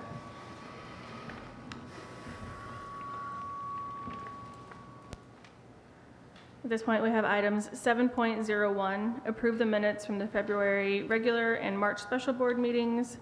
7.02, approve the treasurer's report for January. 7.03, employment. 7.04, donations and grants. 7.05, certificate of fiscal officer. 7.06, stipends, including the addendums at the beginning. Do I have a motion to approve? So Second. Ms. Perry? Dr. Gase? Yes. Mr. Williams? Yes. Mr. Kizabeth? Yes. Mr. Perez? Dr. McBride? Yes. All right, this will bring us to action items. And so for each of these, I'll share what it is, and then Mr. Bose is going to speak a little bit to it. So 8.01, approve frontline renewal. This is the online program for our job postings and applicant tracking. It's a renewal for next school year. Thank you. Motion to approve? So moved. Second. Any discussion? Ms. Perry? Mr. Kizabeth? Yes. Dr. Gase? Yes. Mr. Williams? Yes. Mr. Perez? Dr. McBride? Yes. 8.02, approve NCO ESC program contract for schools PLP software licenses FY22. Mr. Bose? This is the K-8 Tornado Academy curriculum that is currently being used. Have a motion? Move to approve. Thank you. Second. Thank you. Ms. Perry? Or any discussion? Sorry, I skipped it. Ms. Perry? Dr. Gase? Yes. Mr. Williams? Yes. Mr. Kizabeth? Yes. Mr. Perez? Yes. Dr. McBride? Yes. 8.03, approve county service agreement and contract amount for FY 2022 for North Central Ohio ESC. Mr. Bose? This is the annual services contract from NCOESC that ranges from special ed services through some of our staffing. Do I have a motion? Motion approved. Second. Discussion.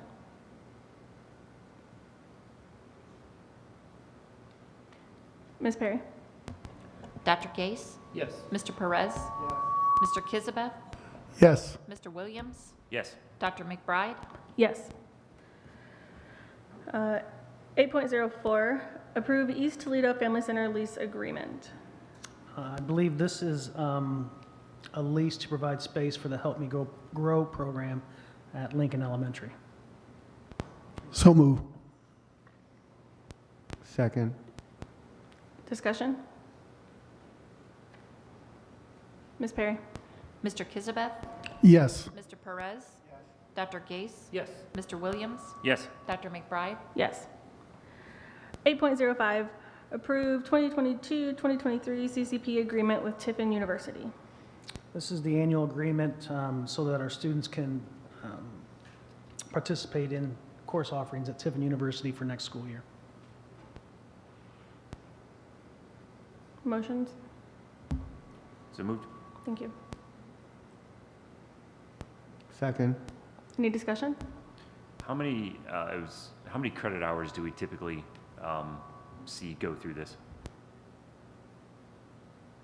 I don't have that number, Mr. Williams. I can get that. I know that we have several students that participate in the CCC program.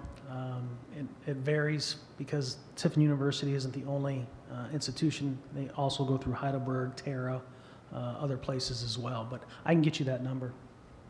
I was just curious because it's a cost per credit hour, correct? If I understand. Okay. All right. We have many students who participate. It's a very good benefit for parents. I mean, they're getting college credits paid for. As a former counselor, I have questions about that, as they're getting a full credit for 3 credit hours. If they take calculus here, they're going 5 days a week for a year for credit. And if they go to one of the universities, they get a full credit for 3 hours in a semester. So I do have a problem with that, but the parents and the students like it very well. Mr. Bose, do we have any kind of deal with the university as far as credit hours, cost per credit hour? Is there a discounted price? I don't have that answer. I know when it first started out, there was some, I guess, negotiations that could be made, but I think there is a floor and a ceiling now that most universities follow, but I can get that information as well. Thanks. Can we just really quick be sure that everybody's mics are muted when not talking? We're getting some feedback. Any other questions or discussion for the CCP program? Ms. Perry? Mr. Williams? Yes. Mr. Perez? Yes. Dr. Gase? Yes. Mr. Kissabeth? Yes. Dr. McBride? Yes. We have an 8.06, correct? And that is approve revised tentative TEA agreement. Mr. Bose. Per negotiated agreement, this was the reopener of the contract from 2 years ago. We set salary schedules for the first 2 years and then came back as a reopener this year. So this is the tentative agreement pertaining to the reopener for wages. Motion? Motion approved. Second. Discussion. I do want to thank those who were involved in the negotiation process. I know that that can be a challenging process, and so a huge thank you to the TEA and that team, and to the administrative team and our council. I'm excited to see, although I believe that, you know, like Cole said, we have amazing staff, amazing teachers. We're able to see that with our recent survey. So I'm excited that we were able to get to a place where we can move towards showing them that. Do we actually have what the 8.06 is? I don't have it on here. No, but I mean the actual.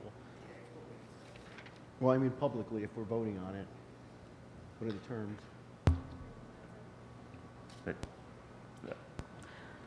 So the terms of that are the 2022-2023 base wage increase of 3% and a one-time lump sum payment of $750 for each member to be paid in 2022. And then we have to renegotiate our next 3 years starting when, Mr. Bose? That'll probably be next winter, early spring. And then I think in the discussions, we've also moved the capital, like, what was it again? The capital development fund was moved into the operating fund, so. The capital improvements reservation, it's always been in the operating fund. That cash is still pooled in there, but that's been forecasted to be set aside, and we have considered no longer setting that aside for capital improvements. Any other discussion? Again, thank you to the teams and to Ms. Perry for her work on this as well. Ms. Perry? Dr. Gase? Yes. Mr. Williams? Yes. Mr. Kissabeth? Yes. Mr. Perez? Yes. Dr. McBride? Yes. All right, that brings us up to item 9, which is opportunity for the public to dialogue with the board. So this is the time that if any public members would like to come and discuss with us, we are able to engage in that discussion with you. This dialogue will last no longer than 30 minutes, but may be extended at the discretion of the board.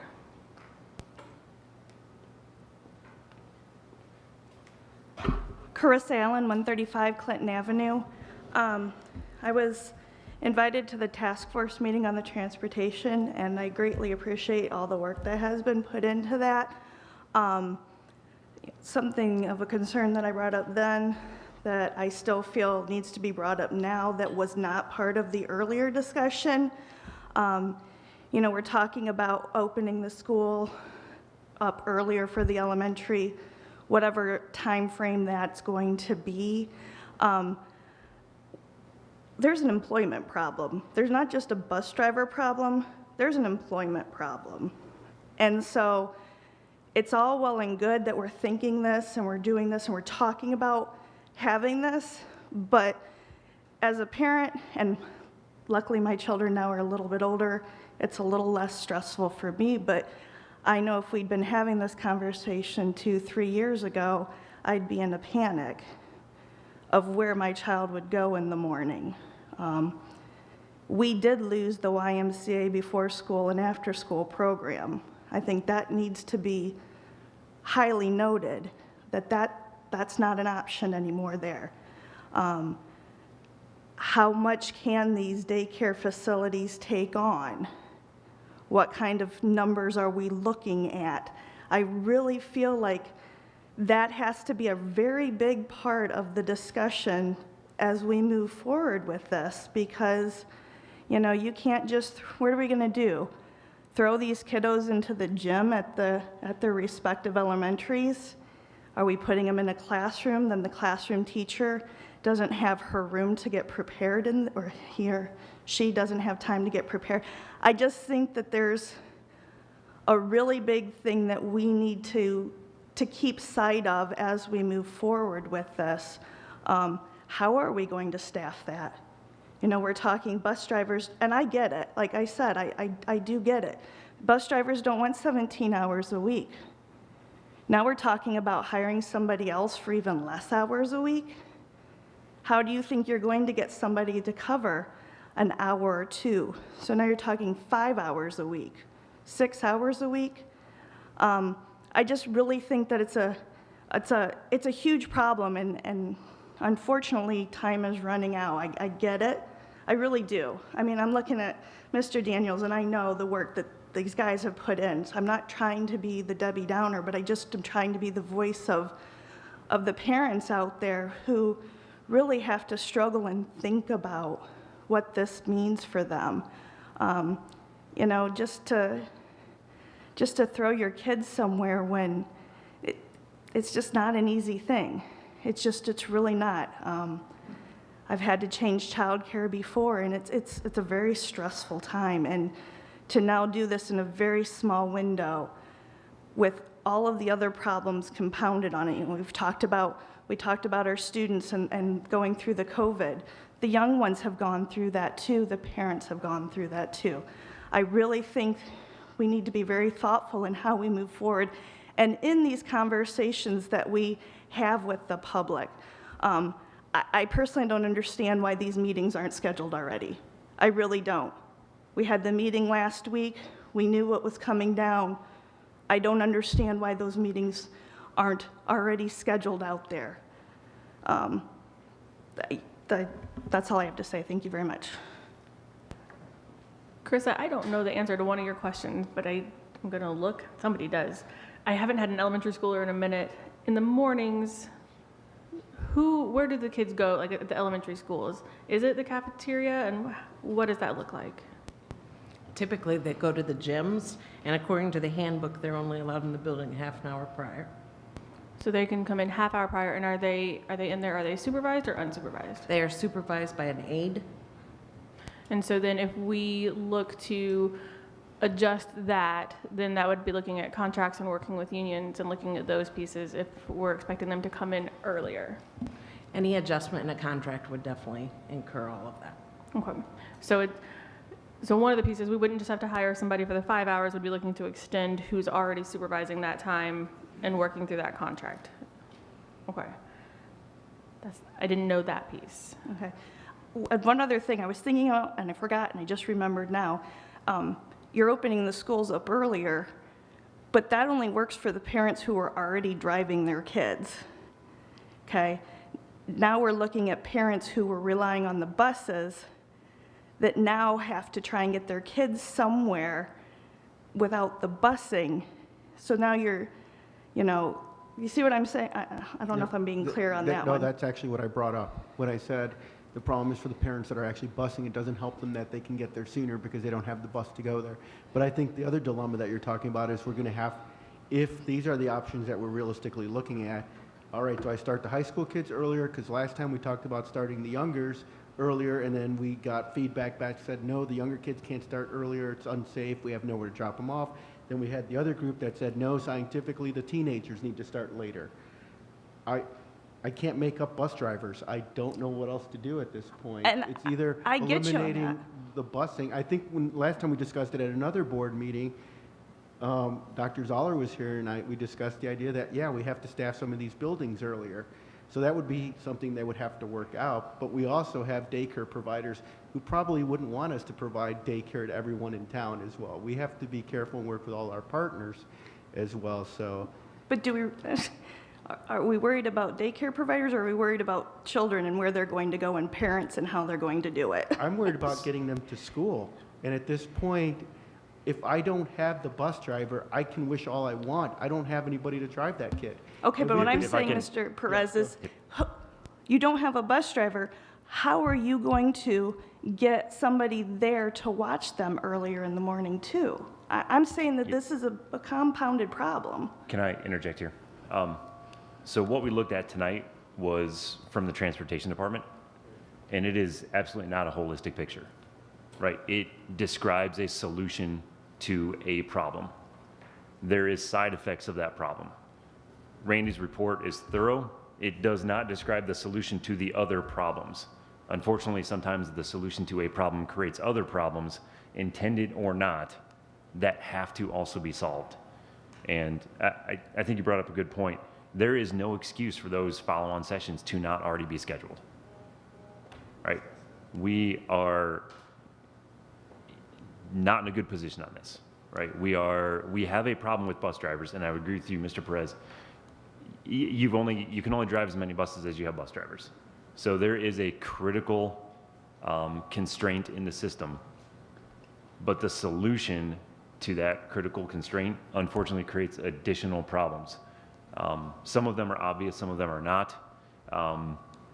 Bringing kids to a school as they go to the gymnasium, was that correct? So, I mean, I've got a couple little kids. I can only imagine what those gymnasiums look like right now.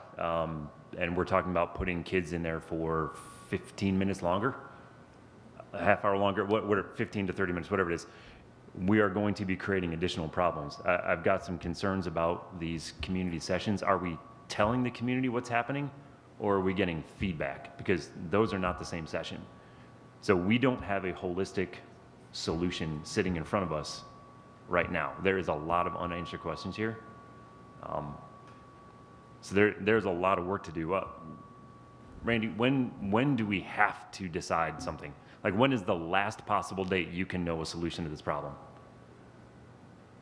I'm putting you on the spot. I apologize. I understand. I mean, but we've got an April meeting and a May meeting. Is May off the table? Is this in April or? Okay. And again, I think you made a great point. Like, all of these solutions aren't on the transportation department. So transportation can tell us how to fix the transportation problem, but that is not on that department to fix. You know, it's a Rubik's Cube. You move one, it moves another. And so then we have to look to our other administrators and say, with how this pushes it, how this changes things. But I don't think that we can continue to put the transportation department. We kicked this down kicked this can down the road last year. So I don't think that we can continue to do that to them and expect them to be able to complete their job. So then we look at our administrators and ask, what's the plan for the meetings? How are we letting families know? And what do those solutions look like? And if we go this route, you're going to have your gym supervised, but I would think you'd also want to have supervised study. In that way, you can have a win-win. Kids are getting physical activities, which is organized, and they could get extra help with their studies in that time frame. But that takes personnel, which is what Carissa was alluding to. To address Mrs. Felske's one issue, there's nothing saying that we couldn't leave the high school and middle school start time where they are, but that prolongs the two-tier, what time the elementaries get out. That's could be on the table, correct, Randy? So not move 15 minutes earlier for the high school and middle school, but that moves everything further out for the younger kids later in the day. Which was the feedback we heard last year. So we did bring together all of that research and all of the studies on which should be started when and those pieces. And so last year when it was presented, we were not adjusting, I think I'm saying this right, we were not adjusting the high school and middle school times. Is that right, Randy? Last year, one of the proposals didn't move the high school and middle school times. It still had them starting later, but that drastically shifted when the elementary schools were. And the large response from the community was that that was too large of a gap and too late for the elementary schoolers. So we adjusted to accommodate for the feedback that we got last year regarding this. I think that's what I'm understanding or remembering right. And that was with the research and with the data. We didn't move that, but then there was huge public outcry regarding how it impacted the elementary school families. The times that we have, a lot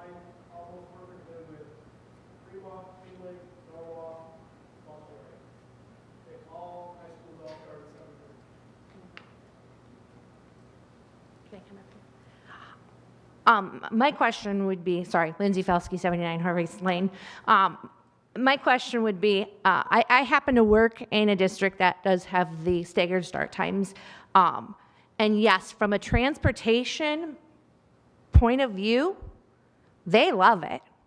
However, when you talk to families, teachers, they hate it. So do we have, when we're looking at this, we should be looking at it holistically, like Dustin said, and do we have studies? Yes, we can say, look, these schools here, they all start at 7:30. Do we have studies on their absentee rates, their tardiness rates, how that has been impacted? I had a colleague from a district that just started staggered starts 2 years ago contact me and say their absentee and tardy rates have risen dramatically.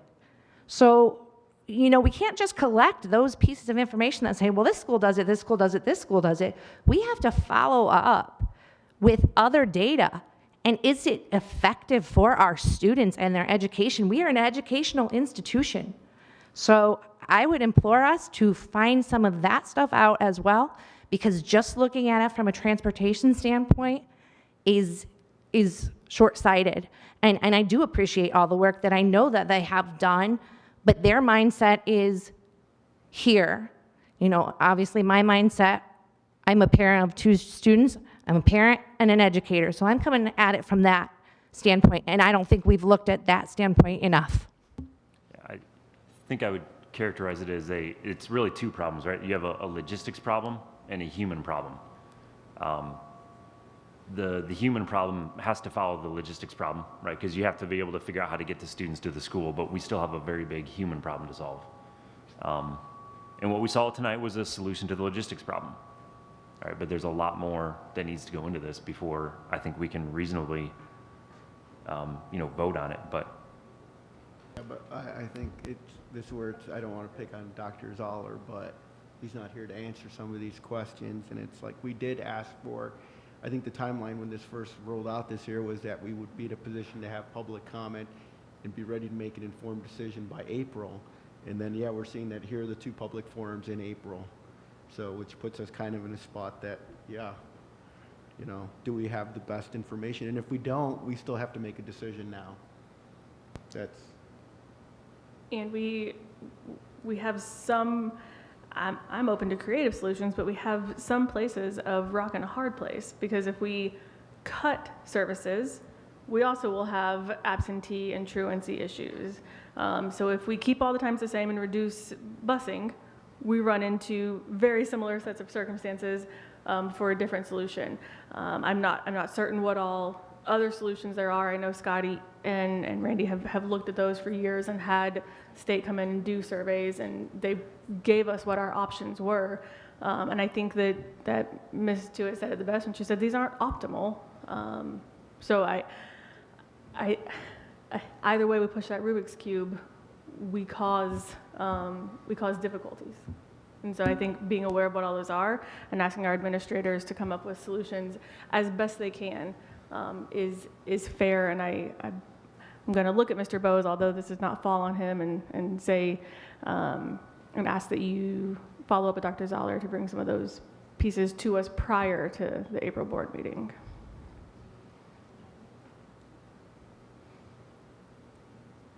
Any other pieces from the community or from the board?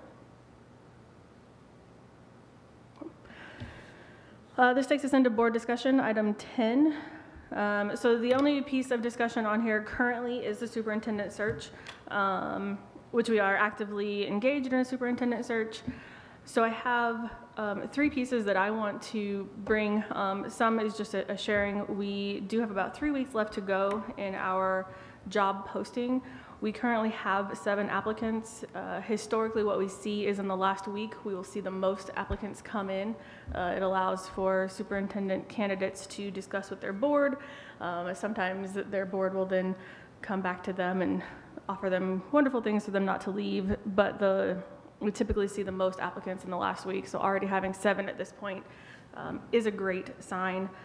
So then I have just a piece that I've heard a lot of questions around, and so I think it's important that we discuss here.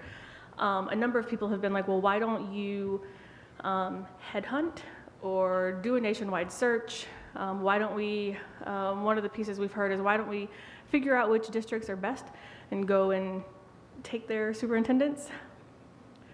Listen, I love these plans, but I do think we need to do a better job as a board of explaining some of these pieces.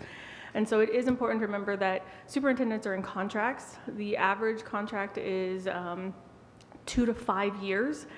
And we always want to be mindful of a superintendent who is poachable, because if we can poach them, they can be poached. Most superintendents prefer to fulfill their contracts at their district and to give their districts ample time to do searches, to leave them when they are already preparing for that. As we have experienced, losing a superintendent is a huge deal and incredibly dysregulating for the entire district. So there is a component that really is different in the public sector than the private sector, that we typically don't poach superintendents. The other piece where it comes to headhunters, some of the other services that do that are our executive searches. They will bring us 3 to 5 candidates who they believe are the best candidates. They'll bring us 3 to 5, so we don't get to see the wide array. So where we could sit in a room and look at 20 to 24 applicants, and we might know different pieces or people who have worked with them, or might be able to sort through that with our eyes as community members, having lived here, having been in the district. We lose that with some of the firms. And the other piece that the firms do is that they have a vested interest in the salary, because it's similar to agents where they get a percentage of what that salary is. So recognizing that when there's one of those agents in place, that the negotiations have a different feel to them. So I just wanted to share those parts, because those are some of the questions I've heard the most in the last 2 weeks. And then I wanted to talk, I know that Larry and I have had a conversation about this. I think I've managed to hear from a number of members in the community, and we talked about it at the special board meeting, is putting together a panel or a task force of community leaders, past superintendents, individuals like that who can meet with our candidates, especially our top candidates. But then they have offered, some of the members of this group have offered to then be a liaison to the community or complete a warm handoff. So basically, after our candidate is selected, they would then meet with them monthly for their first year to help really engage them into the community. So I think that's something that we should look at putting together. I would be happy to have Larry look at that, because you've brought forth a couple of names, but I was going to see if anybody else had any thoughts about that.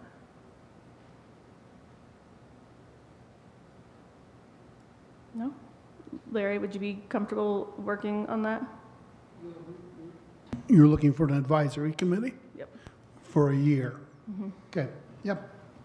We've had the commissioner, the mayor, David Zach have reached out, have been willing to be a part of that, and then you had some individuals who had offered to help. So I think looking at that, similar to how it's one of the pieces we can do similar to the private sector. When you hire a CEO of a bank or a president of a university, you have an advisory committee. While they can't be in executive sessions, they can be a part of and help with that.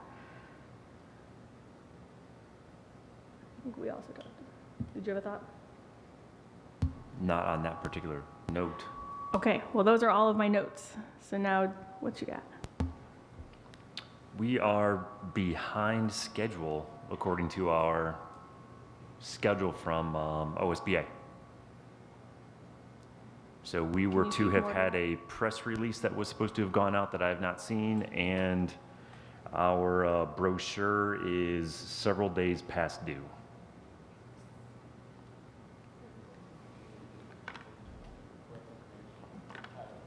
I sent Terry, as you can imagine, a page of notes. You did, and so I spoke with her today, and we are behind on some of our changes getting to her. So she asked us for some changes, and we had some last minute, we had some changes passed when she asked for them.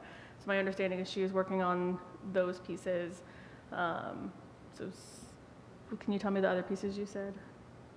So the brochure, we got in some late I guess I would changes. just like visibility into the content that OSBA is producing and, you know, whatever advertising and news releases. I would just like to see what we are doing, right? We have a lack of visibility into the process, right? And that worries me. Where'd they advertise? Because I think she said we already had 4 applicants within a day, right? Yeah, so some of like the listservs, are you wanting to be on the listserv, or tell me what you would, I can reach out to her to help get. Well, I already reached out to her and I'm not getting anything back, which is also part of my frustration with the process, right? I should be able to ask for a copy of the things that have been sent out, and I should be able to get that, right? Or I would really love OSBA to proactively send that to us, right? I shouldn't have to ask for that, right? I shouldn't have to reach out to Terry and say, why are we behind schedule? Right? I don't want to have to manage the company that I just hired to manage the process. I'm paying them to manage the process. I can tell you that the word's out there because my daughter, who's a high school principal, has the information. It's all out there, and I've had other administrators contact me on the job, so I do know that the information's out there.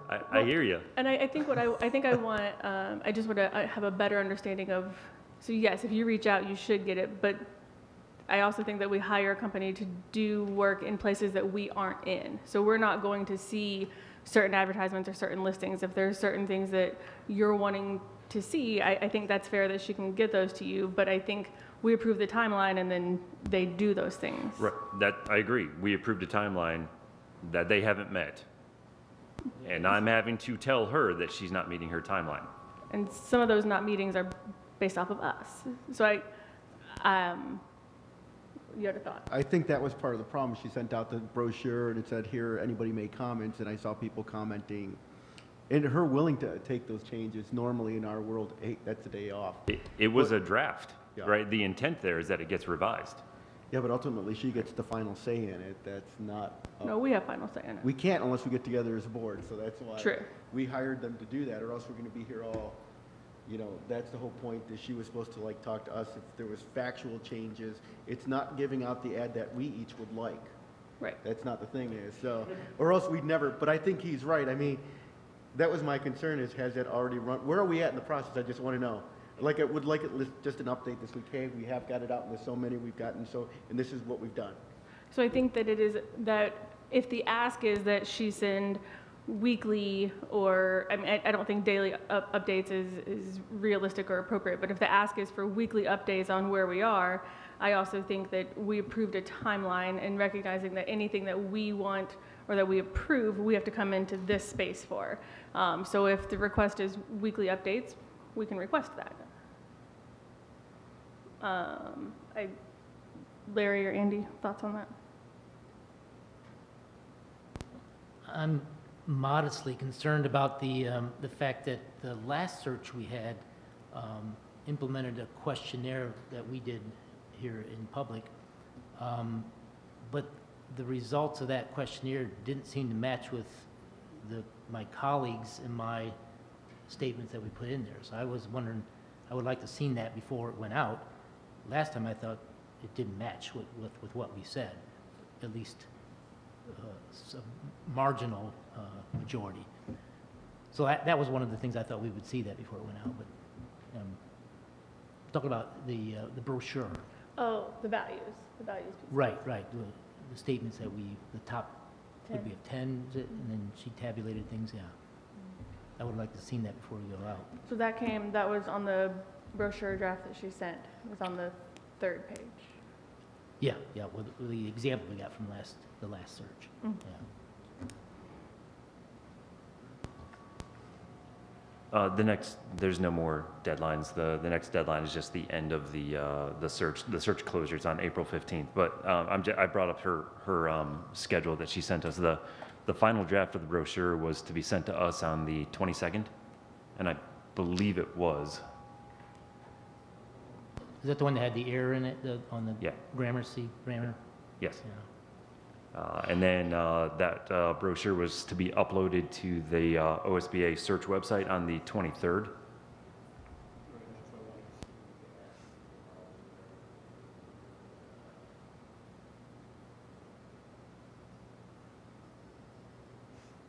got the, tell me those times again. 22nd and 23rd. So- We received the draft on the 22nd. Which was that the date that we agreed on or no? Yeah, that was in her calendar, yes. Okay, so we got it on the date that we agreed on, and then we were to give feedback back, and when was the final to go out? The 23rd. But if I look at when feedback got back, we didn't get all of our feedback in by the 23rd. We got some of it in on the 23rd, when the final was supposed to go out, correct? Correct, because I think at that point I was sick and told her I was sick, and then I said I was okay with whatever went out because I knew that was the deadline. But then I saw that there were changes after that. Right. So, I mean, I think it's if you can just follow up with her and say, where are we in the process? If you've done the brochure, we'd like to see it. But if we can say that we would like to have, updates on Mondays, I think that's a fair request. But I also think that some of the things are going to be in place because we set the calendar and the schedule, and we then sent in, at least from what I can tell, we sent in edits after the agreed upon final date. I got her we received it from her on Tuesday, the 22nd at 3:15 or so in the afternoon. I got her my feedback at 8:30 the next morning. Yes, but there are 5 of us, so I understand that. we did not all get our feedback. All I'm saying is it concerns me that we paid someone to manage a process and I'm having to manage the person that I'm paying to manage the process. That's the concern I'm trying to express. Certain. Right. So I think it's a good idea if we reach out and we can say what we would like. So I think is weekly updates what we would feel comfortable with? I'd rather just have the Revelis ones we know. It's actually more practical. I think once the brochure, the only thing we care about at that point is the applications we're getting, and then making sure that the forums are set up in a timely manner, because that's what I'm more interested in, and that was outlined in there too. And Ms. Smith has been working with the timelines and the forums as well as with which groups are appropriate for which times. So I think that schedule is already pretty close to set, correct? So I think that's already set. Other pieces on superintendent search.